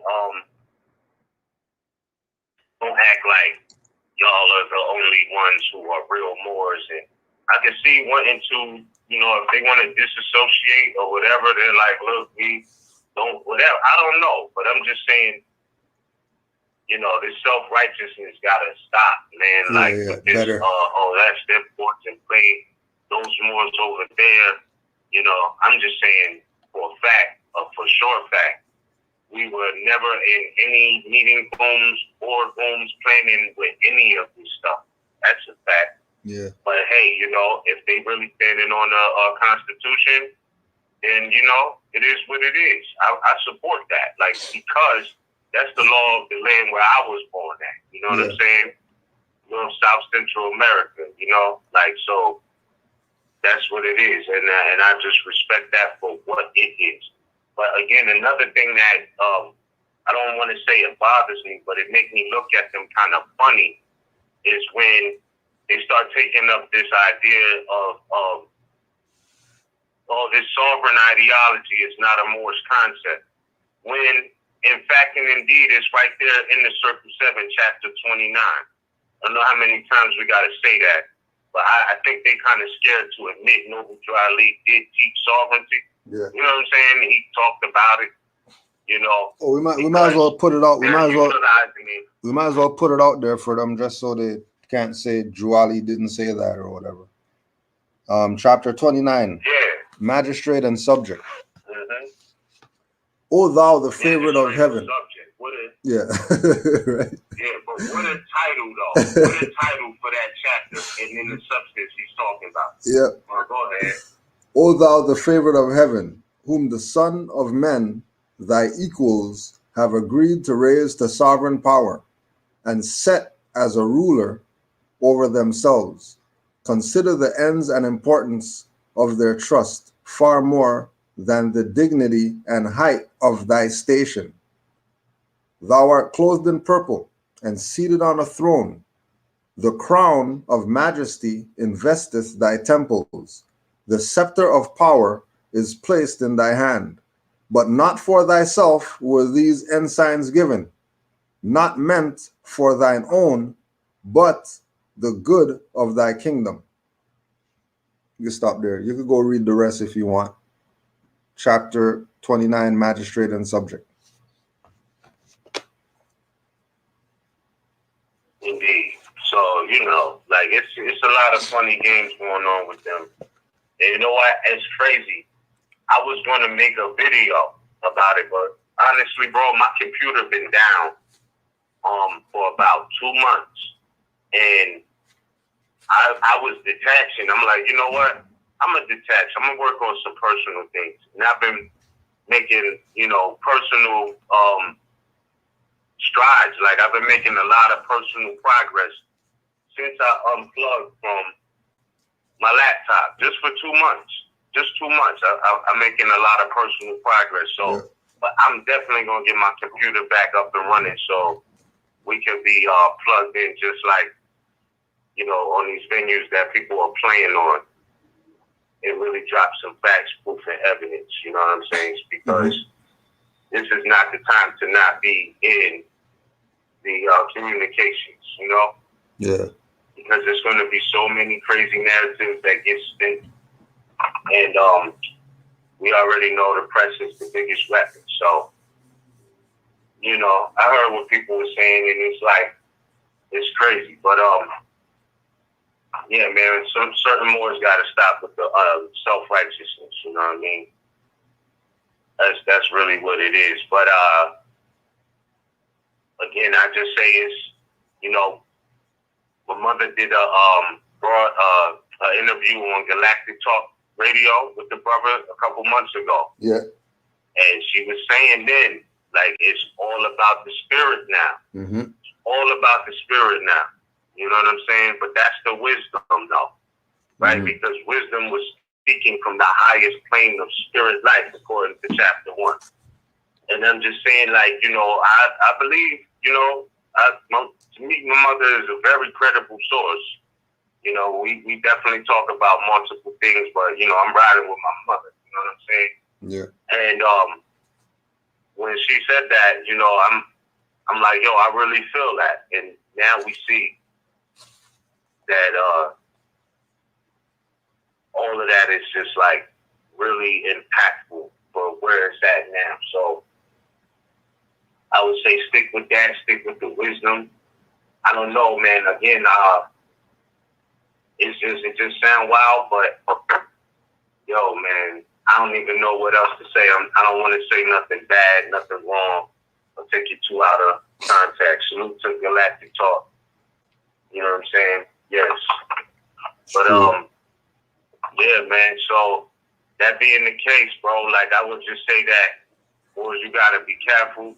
If you're still in the mind state and in the days and times of looking outside of yourself or your savior, then you might be in the wrong frame of mind to survive what they're calling the new normal. Right. They're calling the new normal. You know what I'm saying? That's a fact. Straight. That is a fact. If anybody out there has any questions or anything, just call in. The number's at the bottom of the screen, scrolling at the bottom. Call in, push 1. Yeah. If you got anything to say. We don't have any. Yeah, if you got any comments, just call in and push 1. Callers with their hands up right now.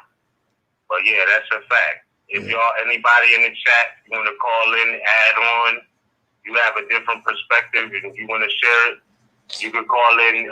The number is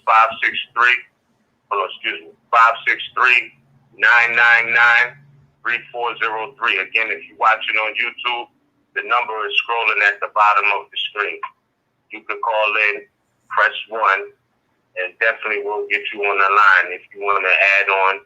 Feel like anything I said was wrong, right, indifferent, or you have a whole different perspective, feel free to add on, because, you know, it's not all about us. This is exactly.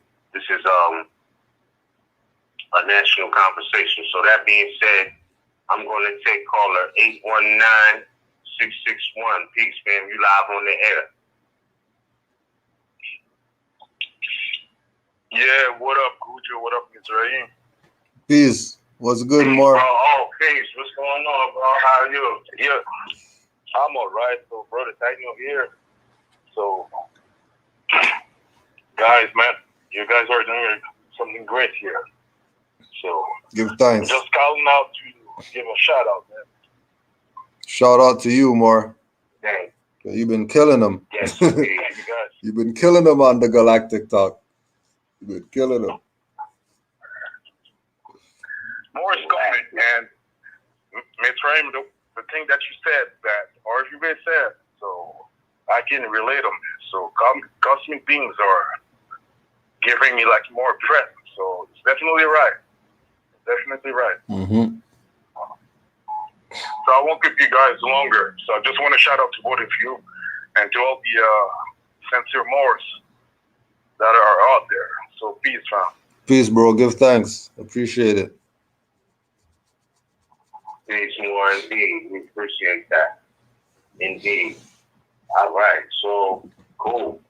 That's as of now, we don't have any more callers, and that might be a good thing, I guess. Yeah. We might be getting through. People might speculate on what we're saying. Right. Again, like I said, my intention is not to bash anybody, but speak the truth, man, because this conversation busted wide open. This happened. So we already know, you know what I mean? Yeah. What time it is. And, been known. Don't be surprised. And it's crazy because we're in the times now with Biden, so-called, he's wanting to make so-called new gun laws and whatnot. But they just made another landmark Supreme Court case about firearms just 2 days ago. Landmark case, about owning firearms. You gotta forgive me. I forgot the name of the case, but it was about the age of being legally able to own a firearm, or lawfully able to own one. Right? So this is, when they talk about the government, etc., like this is the fabric of it. It's really, as crazy as it may look, is really kind of like the fabric of the society, once the Europeans got into it, you know what I'm saying? So like this is definitely not like that crazy, but it just looks that way. Especially when you add the ethnic image part, that's the crazy part. But yeah, so just if y'all do your knowledge, I think they reported in USA Today. Yeah. About that landmark case. We could put out we put out a 2 minutes of this. A divided federal appeals court on Tuesday held that the federal government may not bar federally licensed gun dealers from selling handguns to law-abiding citizens under 21 years old, potentially setting up the issue for the U.S. Supreme Court to decide.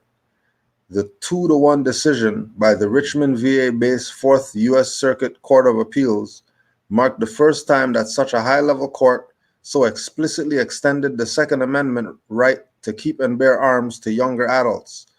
The disagreement foreshadows a potential Supreme Court review.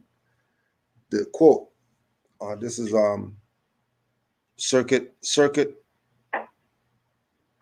Judge Julius N. Richardson, who was appointed by Donald Trump.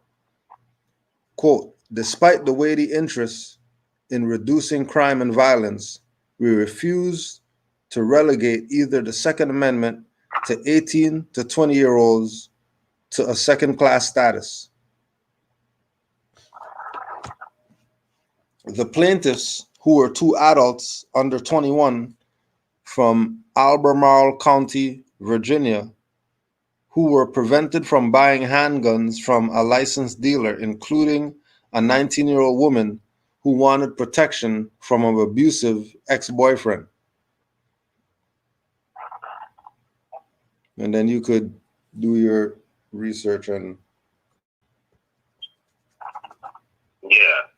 go a little further. So, I mean, this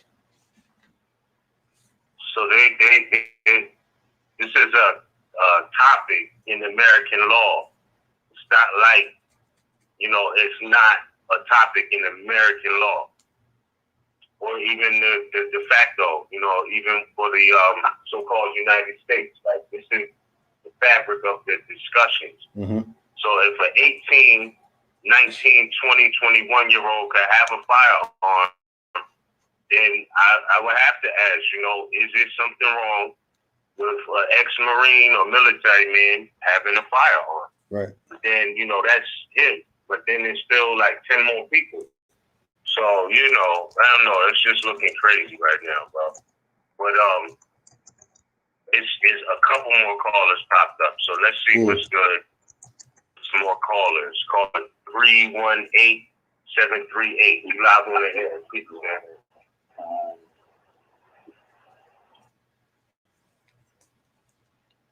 318-738. We live on the air. With us is Morris. Peace, Morris. I had that situation with the Moors they pulled over the road, man. I seen that, man. You know, this eyes wide open right here, man. I seen that for what it was out the gate. I'm like, shoot, you in the U.S., man, you in America, man. You know that you can't be no black man. So we don't use that word, but you can't be no black man on the side of the road with no guns out. So that was strange to me out the gate. I knew that was a setup. So to me, it was an attack on the rest of the Moors who trying to be civilized and move around and travel, so they could just pull you over and find a way to whip out on you and shoot you down, just like they doing so-called blacks in the street. So that was my perspective on it. I seen it from the gate. I'm like, man, they know too much and got too much, man. Just pulled over on the side of the road and pulled somebody in, and all these videos and this and that. It seemed like some agent provocateur stuff to me, brother.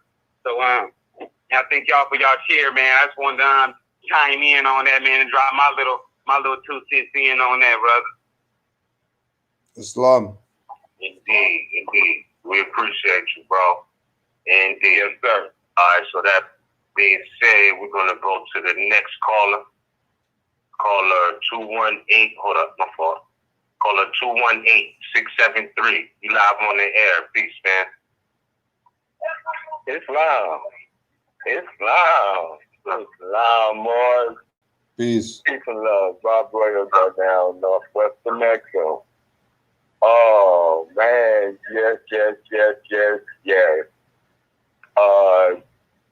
I am really not amazed, neither overjoyed or underjoyed. Because to me, it's all revealing. This is the day, this is the time. It was brought about. The celestial warnings went into play. The celestial signs went into effect. The gates were opened. Everything's supposed to be revealed. And everyone is being checked now according to the flow that they need to rise themselves up to a level of, beginning to stand somewhere. Now, we had all these, if you forgive me, I'll call them quote-unquote fools, running their mouths where they supposed to have been a part of a study, but when they open their mouth, you wonder what the hell they were studying. I mean, so again, it's a telltale. Now, as far as images and appearances, Brother Miz, I can hear that. But then I hear the prophet saying, when he was asked, well, why you out there with these drunkards and so forth? And he said, I ain't got time for image and appearance. I'm doing what I'm supposed to do. And, that's just to say that this young group of the generations coming up, I have little babies around looking like they're ready to jump out the carriage and smack the hell out of somebody. You hear me? I mean, looking at you, but not on a violent tip, but they spanking your brain. They speaking the truth. And, as you know, we all have to bring what we have in terms of experience. Well, we're going to go somewhere without all the experiences and things that we picked up along the way. And part of our growth is being able to diligently and applicably apply and discard that which is not good, but apply all that which is good. And we, you know, as much as a lot of us may hate to admit, but those of us who have learned to love ourselves, we walk in love. We're the most generous, we're the most kind, we're the most sharing. And when we, those of them, of us, of we, who are anything like me, when we get real, we get real. So that means, you know, yes, we want to make wisdom in our love, but no, we're not sitting around biting our tongues and taking wooden nickels. So it reminds me of my life experience with damn near every job I had, every school class I sat in, my introduction to the fact that we had a prophet and there were temples, and then I go to the temples and I find out why it took me so long to find out that we had a prophet. Mm-hmm. And then I go through the various forums that we did have that knew about it. And I you know, keep trying to bring some of my material, my gifts, my talents, my experience, without realizing that there are always those possible contaminations, if you want to call it that, which may look like a mixture of something that doesn't belong in the mix. You know, so that we're all reaching for this state of purity that will explicitly express that elevated thinking application of the new knowledge that we now have, the growth that we now have, the stretching that we now have done. And so when I look at all my experiences where every job I had, every situation I've been in, there's always was supposed to be a book, a reference, or something that says this is how it goes, you know. And I was always the one to read it and then look for it to stick. And everywhere I went, I saw everybody act like the book didn't exist and the ways of the book didn't matter. That it's like this. Yeah. So I had to do a lot of fighting because of that. And then when we come to the thing about enforcing the Constitution, and I hear that like a ringing bell, man. And then when somebody tell me, oh, well, this can't apply to you because this, that, or the other, and I'm looking all over in the book to see where does it say that? And it doesn't say it, so then I have to be me. And what do? I apply what I see that is being said, supposed to be applied. And if I wind up in hot water, yes, I would love it if someone came along with a cold glass or something at that point, but still, I know what I did. I know what I'm doing, and in a lot of cases, I know what I have to do. It's not my choice. It's my assignment. It's my mission. It's my ordained so forth, and you know what will ever have purpose.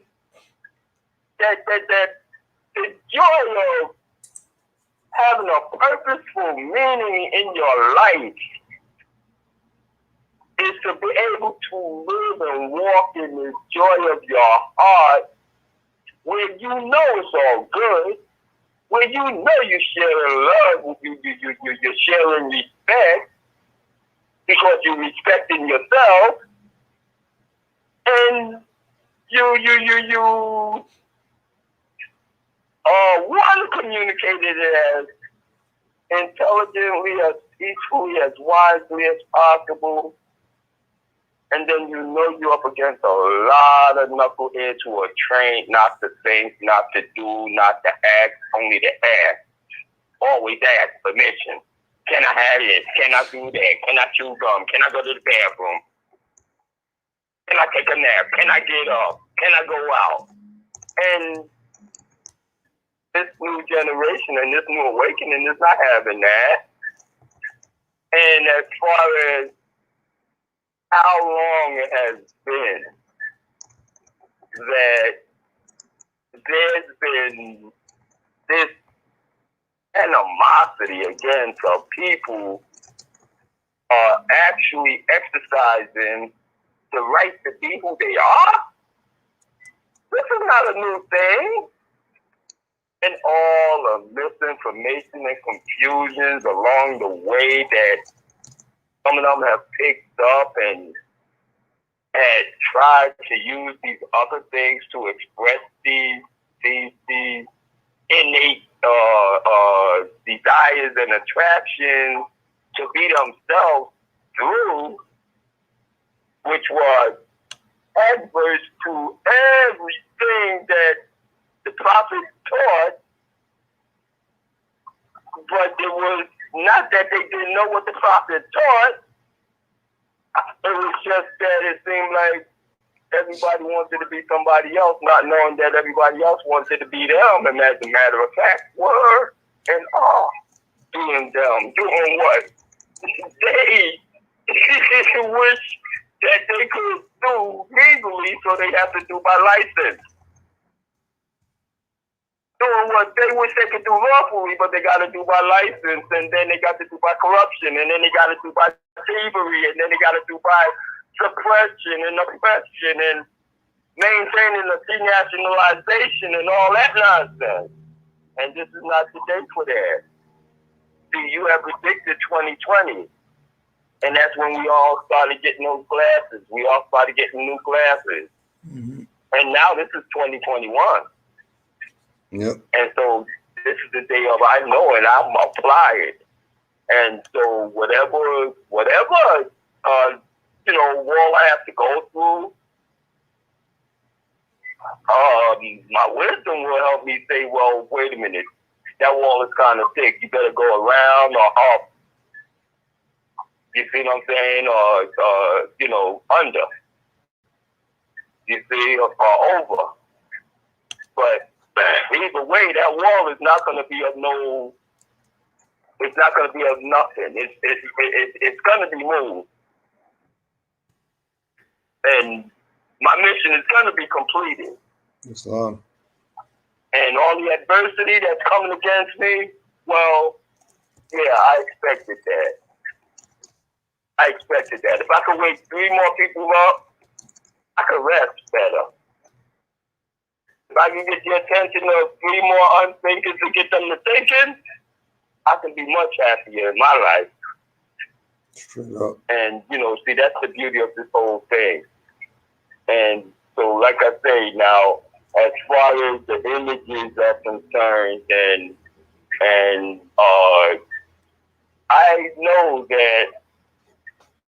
I know that the 11 men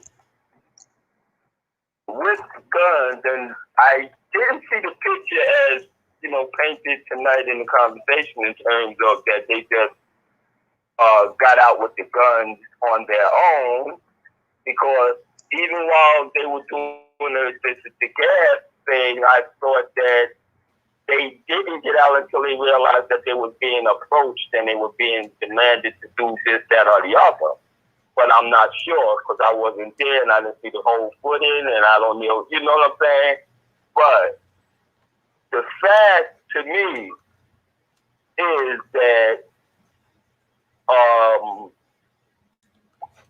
they did have a right to that is constitutionally guaranteed to be protected, as well as divinely ordained to be so. And regardless to whom and what, the day of oppression has always been fought against. And it has been a losing battle for the oppressors. And they have forever been trying to prevent that day. But, you know, these distractions, the COVID and the booster and the boogeyman effect that they, you know, I mean, they do these things over and over. I mean, come on. They told it on everybody that we know of when they thought we needed a leader. Now, we got them confused. But we don't need a leader. Mm-hmm. We don't need a leader. But they need a distraction. They need leading distraction. We know they make movies. And I keep saying they, and I'm not just talking about a particular quote-unquote race, because we're the human race.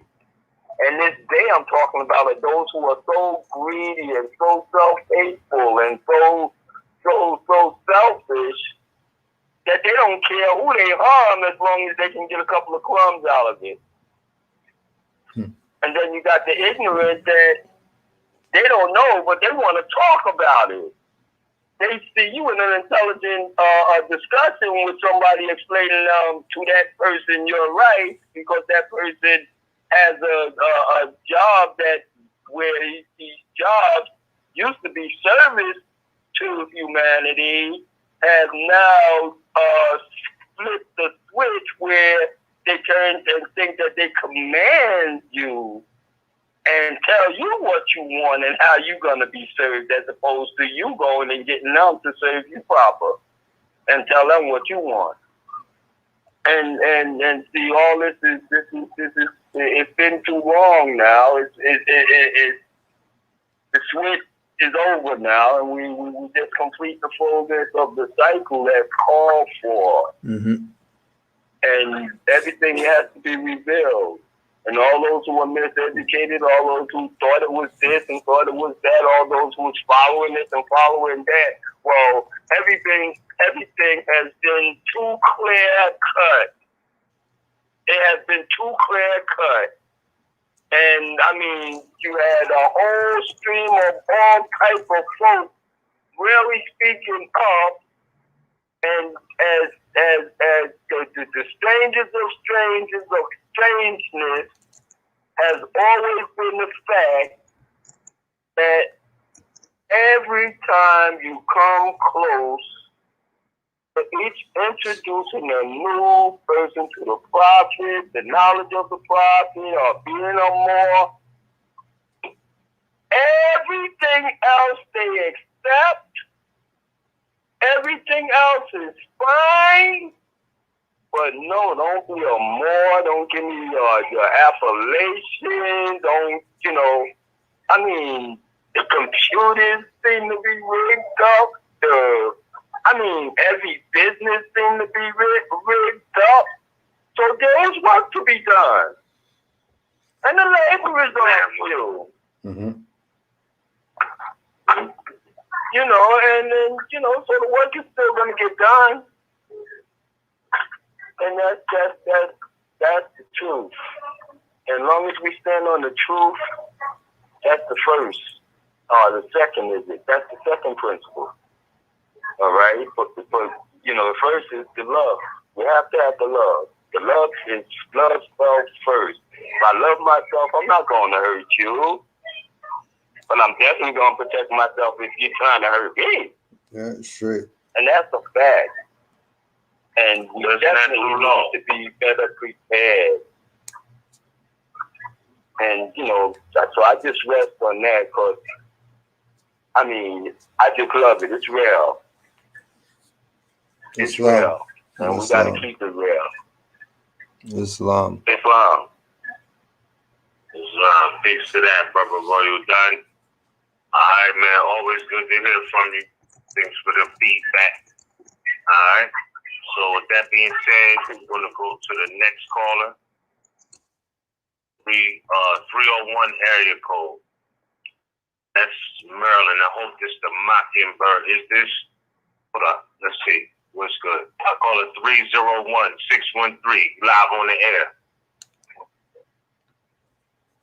Hey, greetings. What's happening, Morris? Peace more.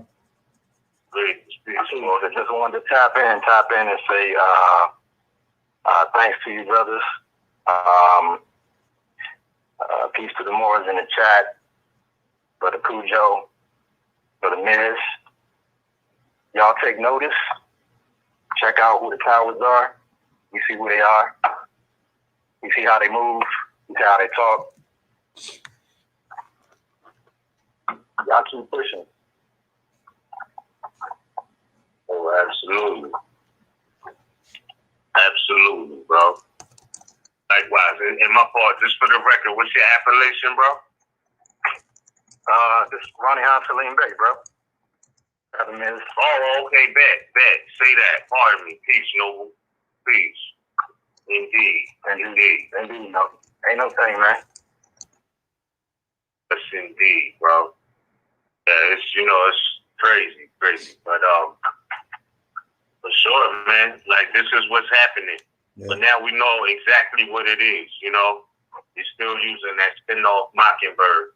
So, hey, we know and we know exactly how to perceive this, And my thing is, I hope it wouldn't discourage anybody from wanting to get involved with their nationality and birthrights, but it's so many facets to it that it's like, this may help broaden the perspective. I don't know though, man. Like, a lot of people are going to be scary because those who are so-called representatives are acting that way. They acting like real scary. Like, yeah. Oh, that's and it's just crazy. It's not even fair.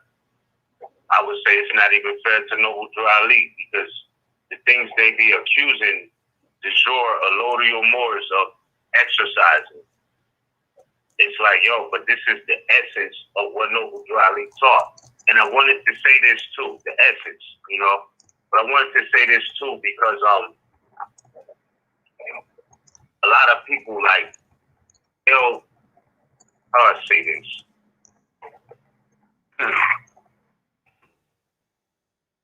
They'll spin the narrative like Moors are bugging and that Noble Ali didn't teach this. But when you look at his message, man, when you look at it for what it is, like, this is what he was pointing this all to, And again, like, how do we say we'll enforce the Constitution, but not this part or not that part, and that part don't matter, but this part do?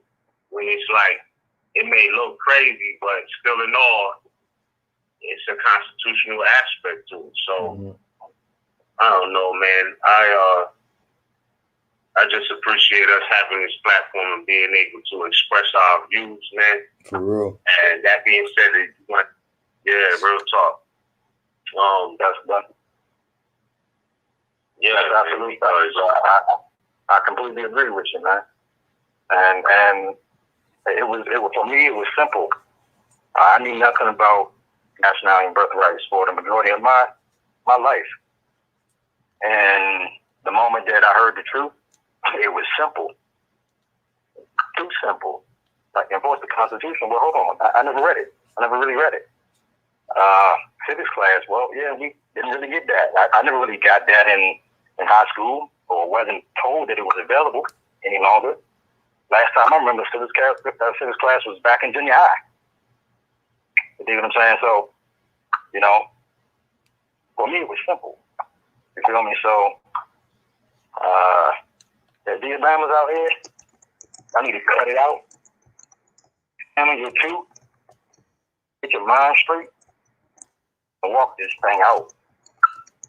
And if you tired, like I'm tired, seeing my people just not having what we're supposed to have. You feel me? And it ain't even about so-called riches. You're supposed to be able to live your life in peace. We can't even fucking do that. Can't even fucking do that. Oh, let me ask you this question, more. When you said when you came into this, did you come into this from the perspective of you had some situation, and this Not is even. supposed to get you out of the situation? Not even, thankfully, gratefully, that wasn't a situation for me, But my reminding and being reminded of our ancient culture, just by happenstance, For me, it was through to keep it a whole thousand. I'm checking out this one page on Instagram one day, and this was a few years ago now. This is like 2015, and it was called Kings and Queens back then.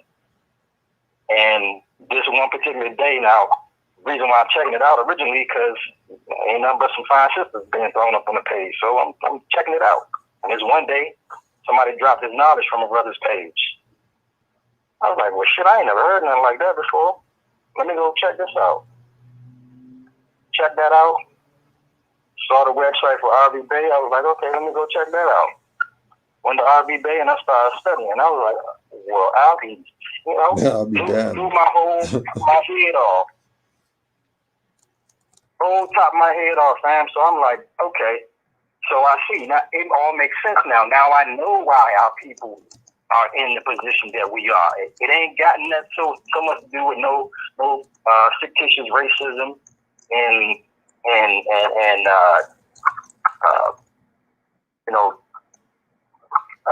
degradation and on all of that. I mean, all of those things happen. They are results. They are part of the tree, but they're not the root cause. You get what I'm saying? So when I saw all of that, I was like, okay, it's simple for me. Mm-hmm. I get it already. Yeah. So big ups to y'all, man. I appreciate what y'all been doing. Honest to you, man. Likewise, bro. We appreciate you too for tapping in, tuning in, and always supporting, bro. We appreciate that for sure. For sure. We got another caller though. And then I'm gonna pose a question to the floor. But I'm going to open up the line for the next caller. Caller 314-203. Peace, fam. You live on the air. You with us? Peace, Morris. Peace. Before I forget, I want to give a shout out and love to the brother that just got off, man, because what he said was absolutely 100. So big up and shout out to you, man, because that was real. And Kudjo, Miz, man, I want to say thank you guys for having this platform for Moors to be able to voice their opinions, and just for our voice to be heard, man. So it's big ups to you guys, big ups to the prophet, and my appellation. I am Iami Tori Oculus Bay, and I'm calling in from the so-called St. Louis, Missouri territory. And I just wanted to put a little perspective on the situation with the rise of the Moors. It's when I seen, we all know that we are the aboriginal and indigenous Moors of America. So what they did, in my view, was absolutely true and correct. And the only thing that I think that could have been different, but in the heat of the moment, we don't think of these things because they maybe weren't expecting something like this to happen. But I think that now, from looking back on it, there was a great opportunity for them to get those policy enforcers, those foreign hybrid colonies, Europeans, to, for the record, show their nationality card as some type of naturalization papers, etc. Just because, even though we know they don't have these things, this would have gave the looking audience an opportunity to ask the question to themselves: what the hell is a nationality card? What are naturalization papers? Because lots of people never heard of these So it would have definitely gave the owners something to think about, and I'm pretty sure they would have Googled that shit and been like, oh, okay. So they not terrorists, because we know that the media and who was controlled by this really was, like you guys said, this was, whether it was set up by somebody on the inside, or whether we know that it's propaganda, or whether it's not that it was. What I'm saying is, it would have gave the bro. Hold on, bro. Nah, don't be like you speaking facts right now, but you got some background noise, and we just want you to be crisp, bro. Like, okay, I'm sorry. I'm a little nervous, man. I'm sorry. Nah. Nervous, y'all. Forgive me. Not even that. I think you might have your computer on while you talking, and if you could just turn the volume down, so we I'm sorry. can hear you clear and you come off clear on the record. Because it sounds like it's a TV or echo or something going on. Okay. So we just want to make How sure about now? clear. I stepped outside so that I couldn't get any interference. Can you hear me a little better? Yeah, a little better, yeah. What about, is that a little bit better just right there? Well, nah, it still sounds like it's like a TV on or something. Oh, I don't know why I'm standing out. Well, it's probably the crib. I don't want to take up you guys' time. I appreciate y'all for having this open platform for more to voice themselves and be heard all across the world. And thank you guys. So because I'm having these difficulties with this sound, then I digress. Peace, Morris. It's a lot more. Oh man, all right, sorry about that. Apologies for that, but it's okay. Thank you guys. No doubt. All right, then more. That's peace. So then, yeah, I don't know what that something was about. Yeah, something was up with that. You heard it, right? Yeah, I heard it. That wasn't normal. Yeah, I expect the brother wisdom, but he definitely had some echo sound going on. So yeah, man, that was our callers for the night. But I want to post it for those who are in the queue, because it's already after 11. You can also post any answers or questions in the YouTube chat on Canaanland Morse. But if you in the chat already,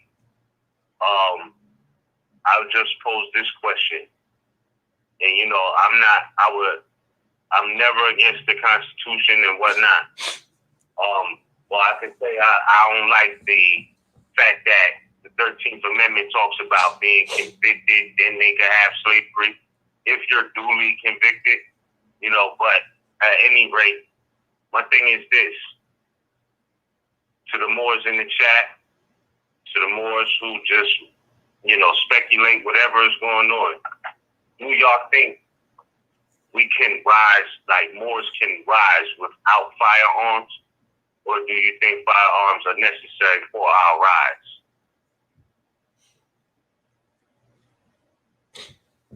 I don't think firearms are necessary like that. Like as far as needing them for something, other than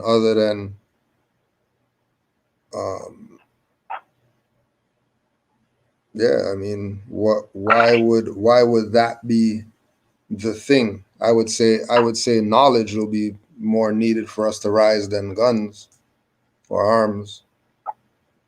I would say wisdom will be more needed for us to rise than arms, because if we're saying rise from arms, then it's to do what those 700 Moors did for 4 hours.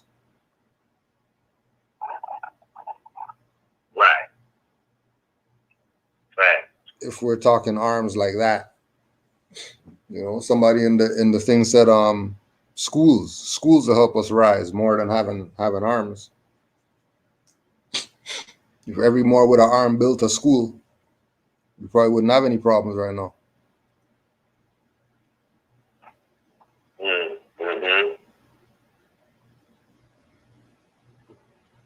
Thanks.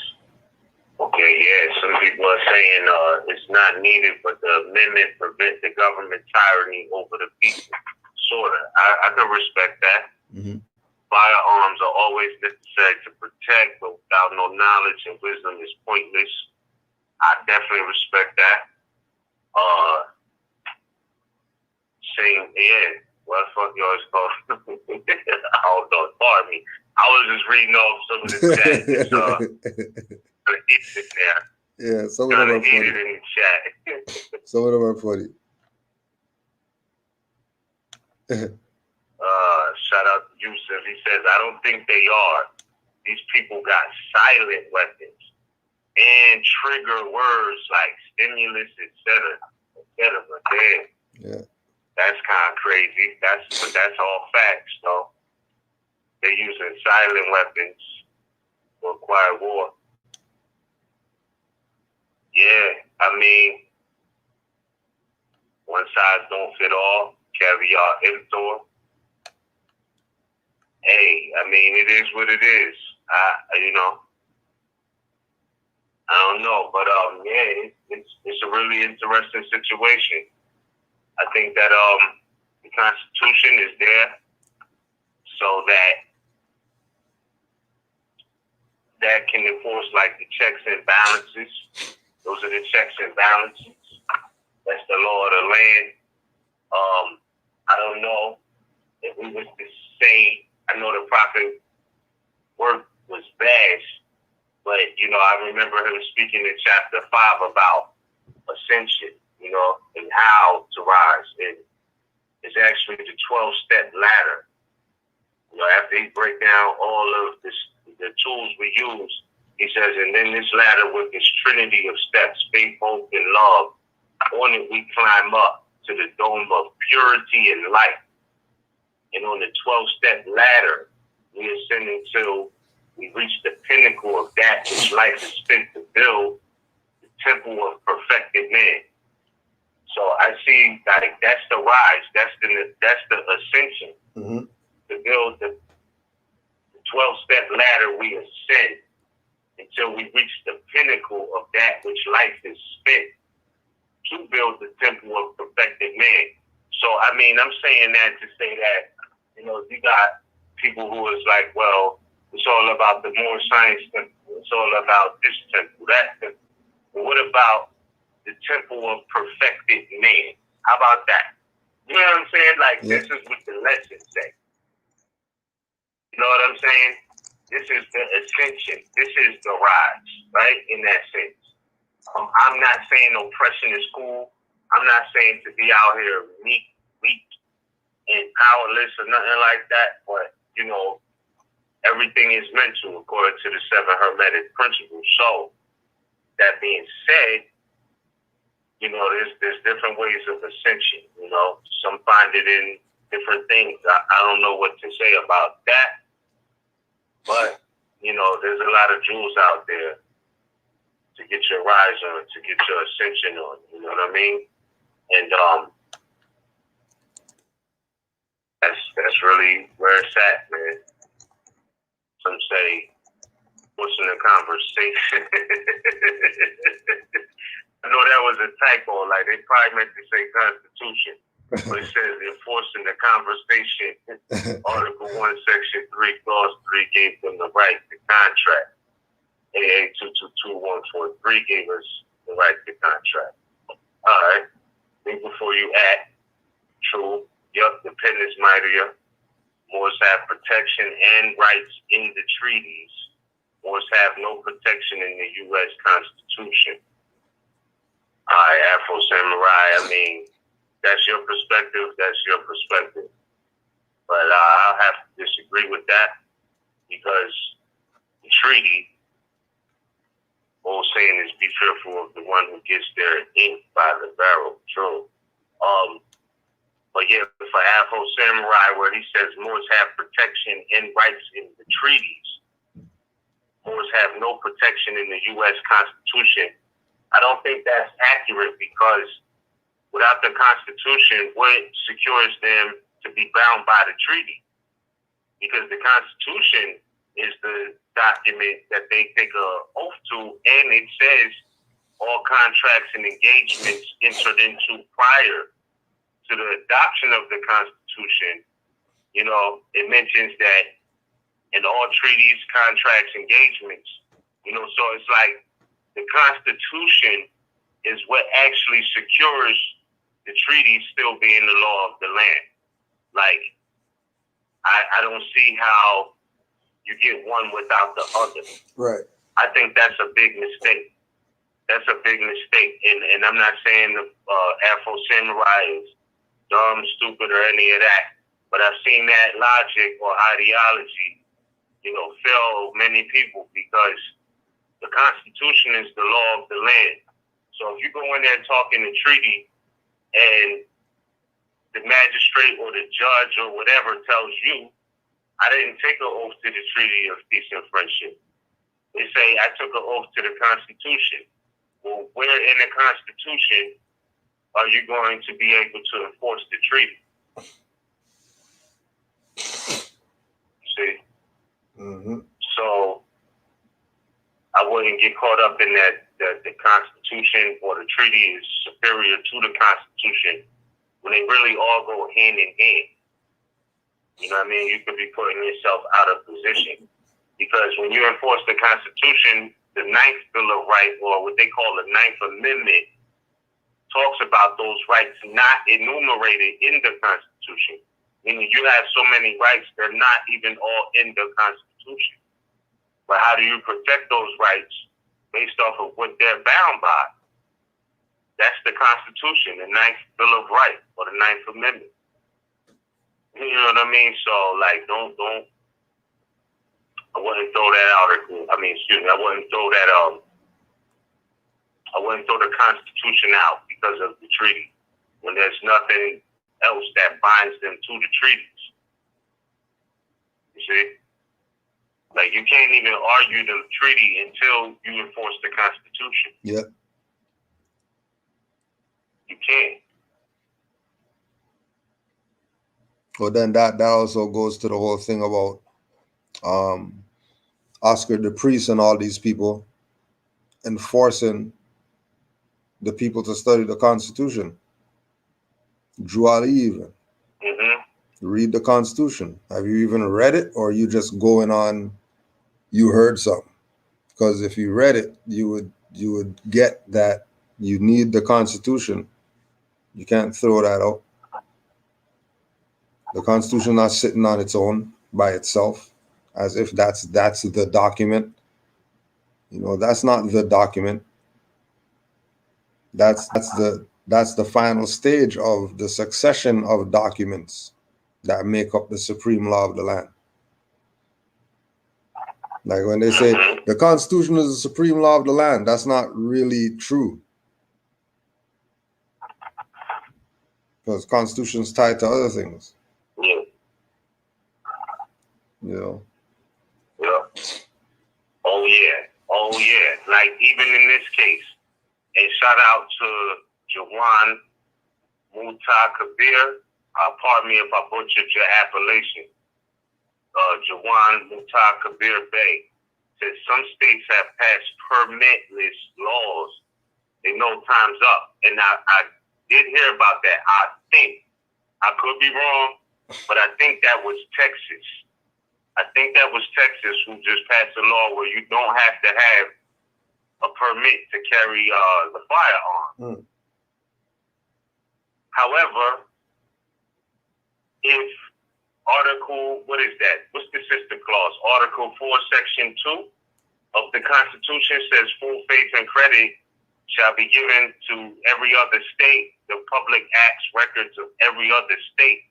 Meaning that if it's legal in Texas and they're part of the so-called states or unions, then it's technically legal or lawful everywhere, right? If that's a public act record, and full faith and credit shall be given to each and every other state. Through the Constitution, you could argue that it's valid in other quote states. You know what I'm saying? So that Constitution is a beast, fam.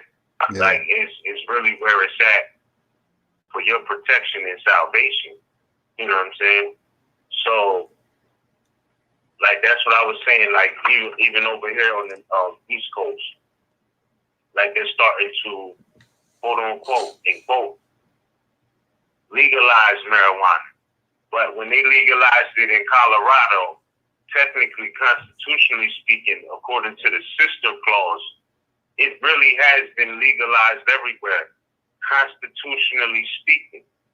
So the same thing with the firearm. I would say if that's the case, and that's the law of the land, then it has to be recognized as legal everywhere because they're supposed to be united states. So another thing, but hey, follow the first three, yeah. So yeah, man, I don't know. That's just that's my point of view on it. I appreciate the fam mentioning that because I did hear about that the other day. Right. So Habits for Life says rise by eventually taking care of our own. Far-fetched? Is that far-fetched? Question. Growing our food, building our homes, teaching our youth. No debate with another nation. We take care of our own nation together. I think that's a great perspective. Yeah. Yeah. Yeah, the Constitution is the mentally allowed. Al-Rahim Brown L says the Constitution is the supreme law of the land, and they know it. If they say anything different, they turn coats. That's facts. You know what I mean? Yeah, so, well, I see that now, too. Name 3D says one day the United States will not be able to do business unless they do it through the Asiatic. I see that happening now. Yeah. It's going Definitely down. see that happening now.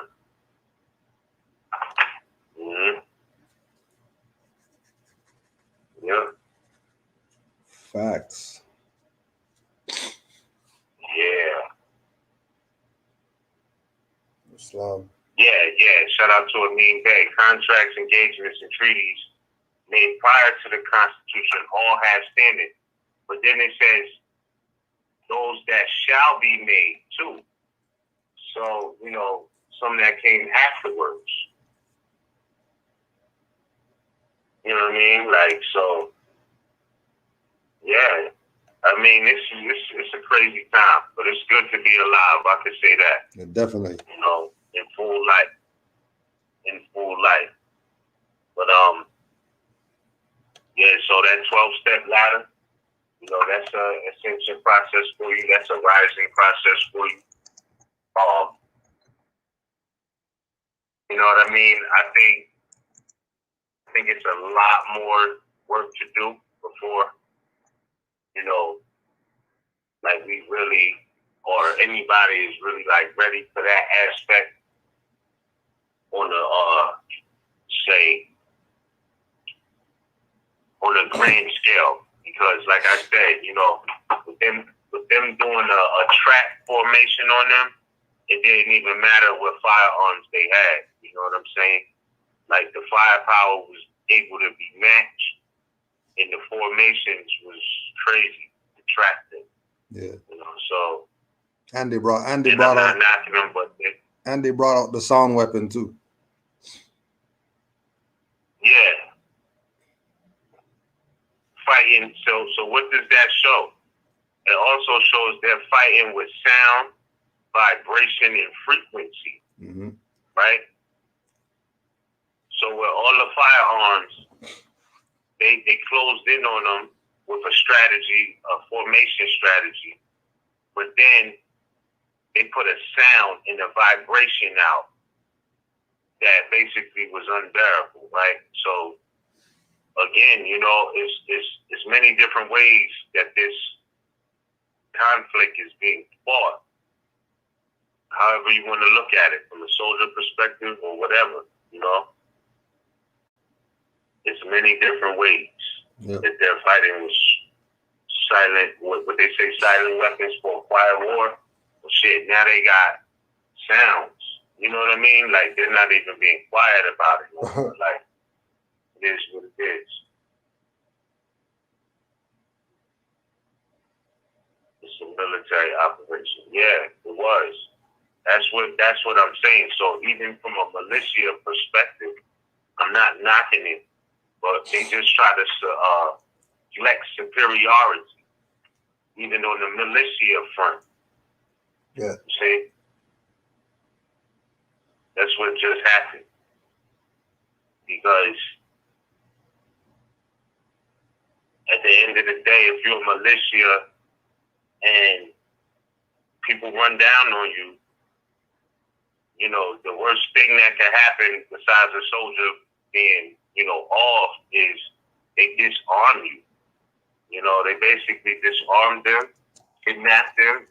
You know what I'm saying? So, like, they just flexed on a whole nother level. And then had the news media spin our story with different outlets. Mad different outlets. It's just crazy. Mad different outlets. Like, Yeah. outlets crazy. Like, holy smokes. Everybody's covering this like that. Everybody's really covering this. Like, nobody is not covering this. Everybody's covering it. That's freaking crazy.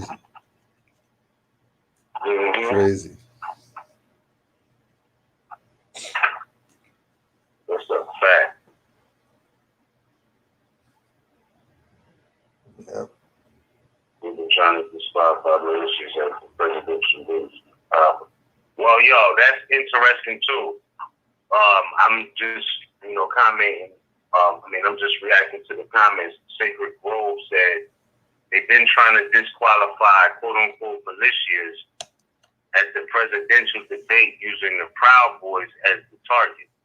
But this is what I'm saying, and I'm not saying I can't say who, but I know it had to be somebody infiltrated their ranks. If they really a militia, just think about it. It came out months later that the leader of the Proud Boys, who apparently was amalgamated, but nonetheless, it came out that he'd been an FBI informant. Like, he was an informant. The leader of the Proud Boys was working with the feds for years. So, you know what I'm saying? Like, you gotta watch that. And I'm not casting any aspersions, but it's not uncommon. Like, the number one way to get infiltrated by them is to claim to be a militia and or flashing firearms. Like, I'm not saying, you know, it's not a constitutional right, but if that is your public persona, you know what I mean? Mm-hmm. Like, often they're gonna look at that, you know? And I just was looking at it like, you know, even with Jeff Fort and them, like, you could never confuse them with being any other militia or military or anything. Like, they did not wear U.S. Army garments. Like, you know, yeah, they wore their greens, but you would never be like, yo, that's the military uniform. You know what I'm saying? Like, it was always a certain image. So, yeah. Just going through some of the oral statements, always getting right in the heart. Yeah, and again, I mean, that was the point, though. Shout out, exactly. Shout out to Menelik. Pardon me if I'm pronouncing your appellation wrong, but that is a good question. Why they are not going after the modern Europeans? That's the question. Because they have pull within that system. So whereas what they did on January 6th, right? And I don't know if that's specifically what you're talking about, but that was all orchestrated from the inside out. So you see some of them are getting out. Some of them was being held and allowed to be released to go on vacation. You know what I'm saying? And you know what I mean? So, yeah, like, It's a different thing. So when you know, you know. And this is what we're saying about color of law. Like, there's certain privileges, right, that they are granting to Europeans since 1870 when they was commonly started being counted as white. So they're exercising certain legal privileges that they allow to favor their own more so than us. Again, it goes back to black and white statuses, you know what I'm saying? But and that doesn't mean people, you know, those are statuses. So again, yeah, like I don't know why they not going after them. I mean, we heard the president's attorney at that time, Rudy Giuliani, was President Trump's attorney, and said, let's have trial by combat. That's what the president's attorney said. And they went down there and tore up the Capitol building and shit like that. So, Tore it up. You know, tore it all the way up. You know what I'm saying? Or tore it down. And it tore it down, however. But again, look at the numbers. You know, they had them outnumbered by a large amount. You see what I'm saying?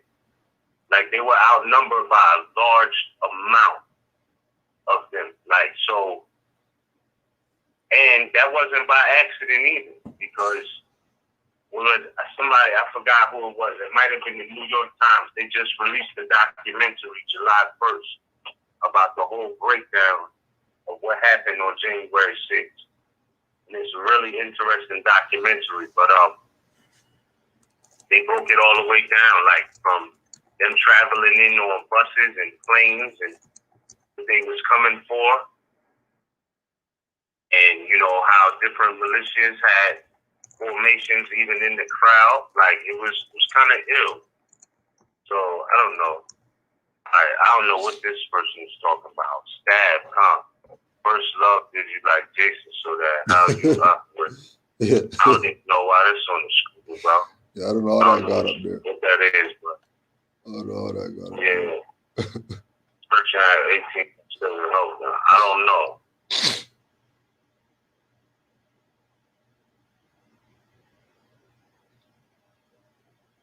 Yeah, well, it's another case law. I mean, it's more so goes, I guess, for the home, but District of Columbia versus Heller, you know, that's another case law about firearms, ban arms, you know. They make some interesting comparisons between like a pistol and a Swiss Army knife. Like, an arm is an arm, you know, so I don't know.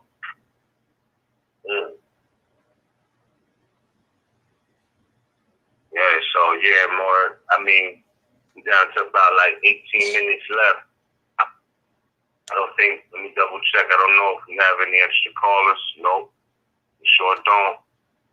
I don't want to drag it out. Anything you want to say in closing before we close out? Yo, just honors to all the Moors who uphold the Holy Covenant, and you know, whenever their brothers in adversity, assist, and they're not forsaking the mothers.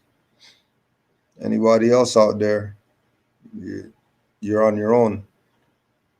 And just honors to you again for the platform, honors to the mothers for the platform, so we can have these dialogues, because they're definitely needed. You know, 90-something people to 100 this Thursday. So we're definitely doing our little part to make sure that people have a clear, concise, precise perspective, and not floating around with all this madness going on. So Islam. Yeah, facts on facts. So peace to all the Moors, peace to you. Understand, overstand people's personal experiences. They tend to carry with them in life, and that's kind of normal. But understand you can't blame everybody for that. See what I'm saying? So, salute. I wish all the brothers and sisters the best dealing with that. Yeah. However, like, again, you know, we you know what I mean? When I was 17, I was still in high school. I was, you know, involved with Moorish affairs and activities. So it's a difference in the upbringing, and there's nothing wrong with that. But you can't blame everybody else for anybody else's upbringing and what they know, you know, and how they move. Right. So when you see this is their stance, this is their action. All Moors didn't have everything to do with it. It's not like all Moors are against it, because it's understood. It's according to what the brothers are claiming, it's a constitutional stance that they're taking. And if that be the case, you know, nobody can really argue against that, because that is the law of the place. That is the law of the land. However, moving forward, always understand the difference between knowledge and wisdom. You know what I mean? Knowledge, wisdom, understanding, or understanding, overstanding. That is what's going to keep us moving forward and not falling into anything that could take us away from our families. You know what I'm saying? So knowledge, wisdom, understanding. Knowledge, wisdom, understanding. Knowledge, wisdom, overstanding. You want to rise that 12-step ladder. That spiritual ascension. If the spirit man ain't right, everything is going to be off. So, that being said, peace and love, Moors. We appreciate y'all. Another archive for the month of July. We'll be back next month for sure. And, you know, I just appreciate it. Shout out to MHHS, Eyes Wide Open, Blog Talk Radio, Canaanland Moors, all of you all, for always staying diligent, active, and in the know, always in the know about current events, current affairs. I still feel like, I gotta say, there's still so much to unpack about this situation. I know we didn't get to like really go in and scratch the surface, but nonetheless, I'm sure this is going to be, you know, taking headlines. Yeah, for a little while. Sometimes. Yeah, for a little while.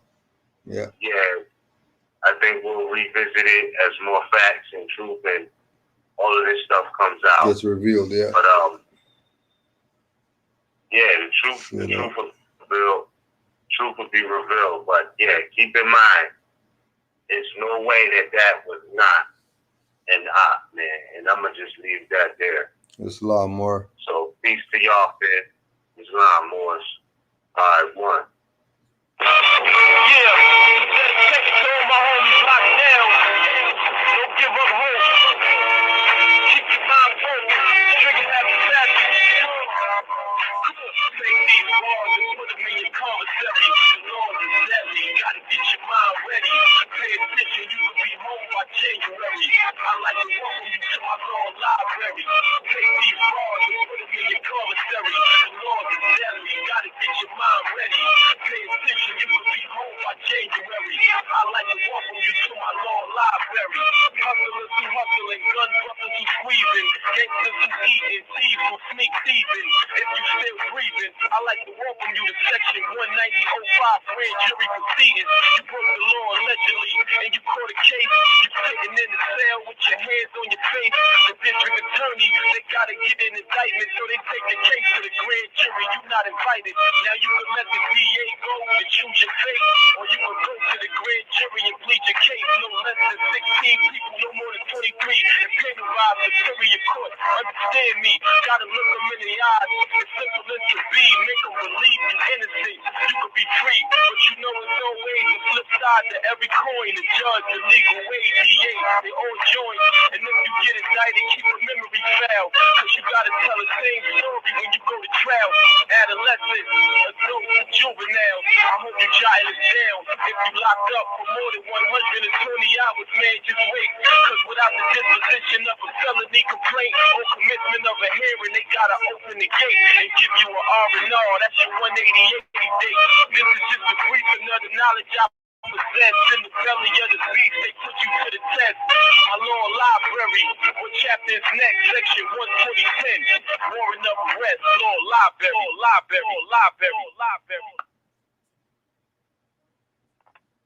Thank you for using Blog Talk Radio.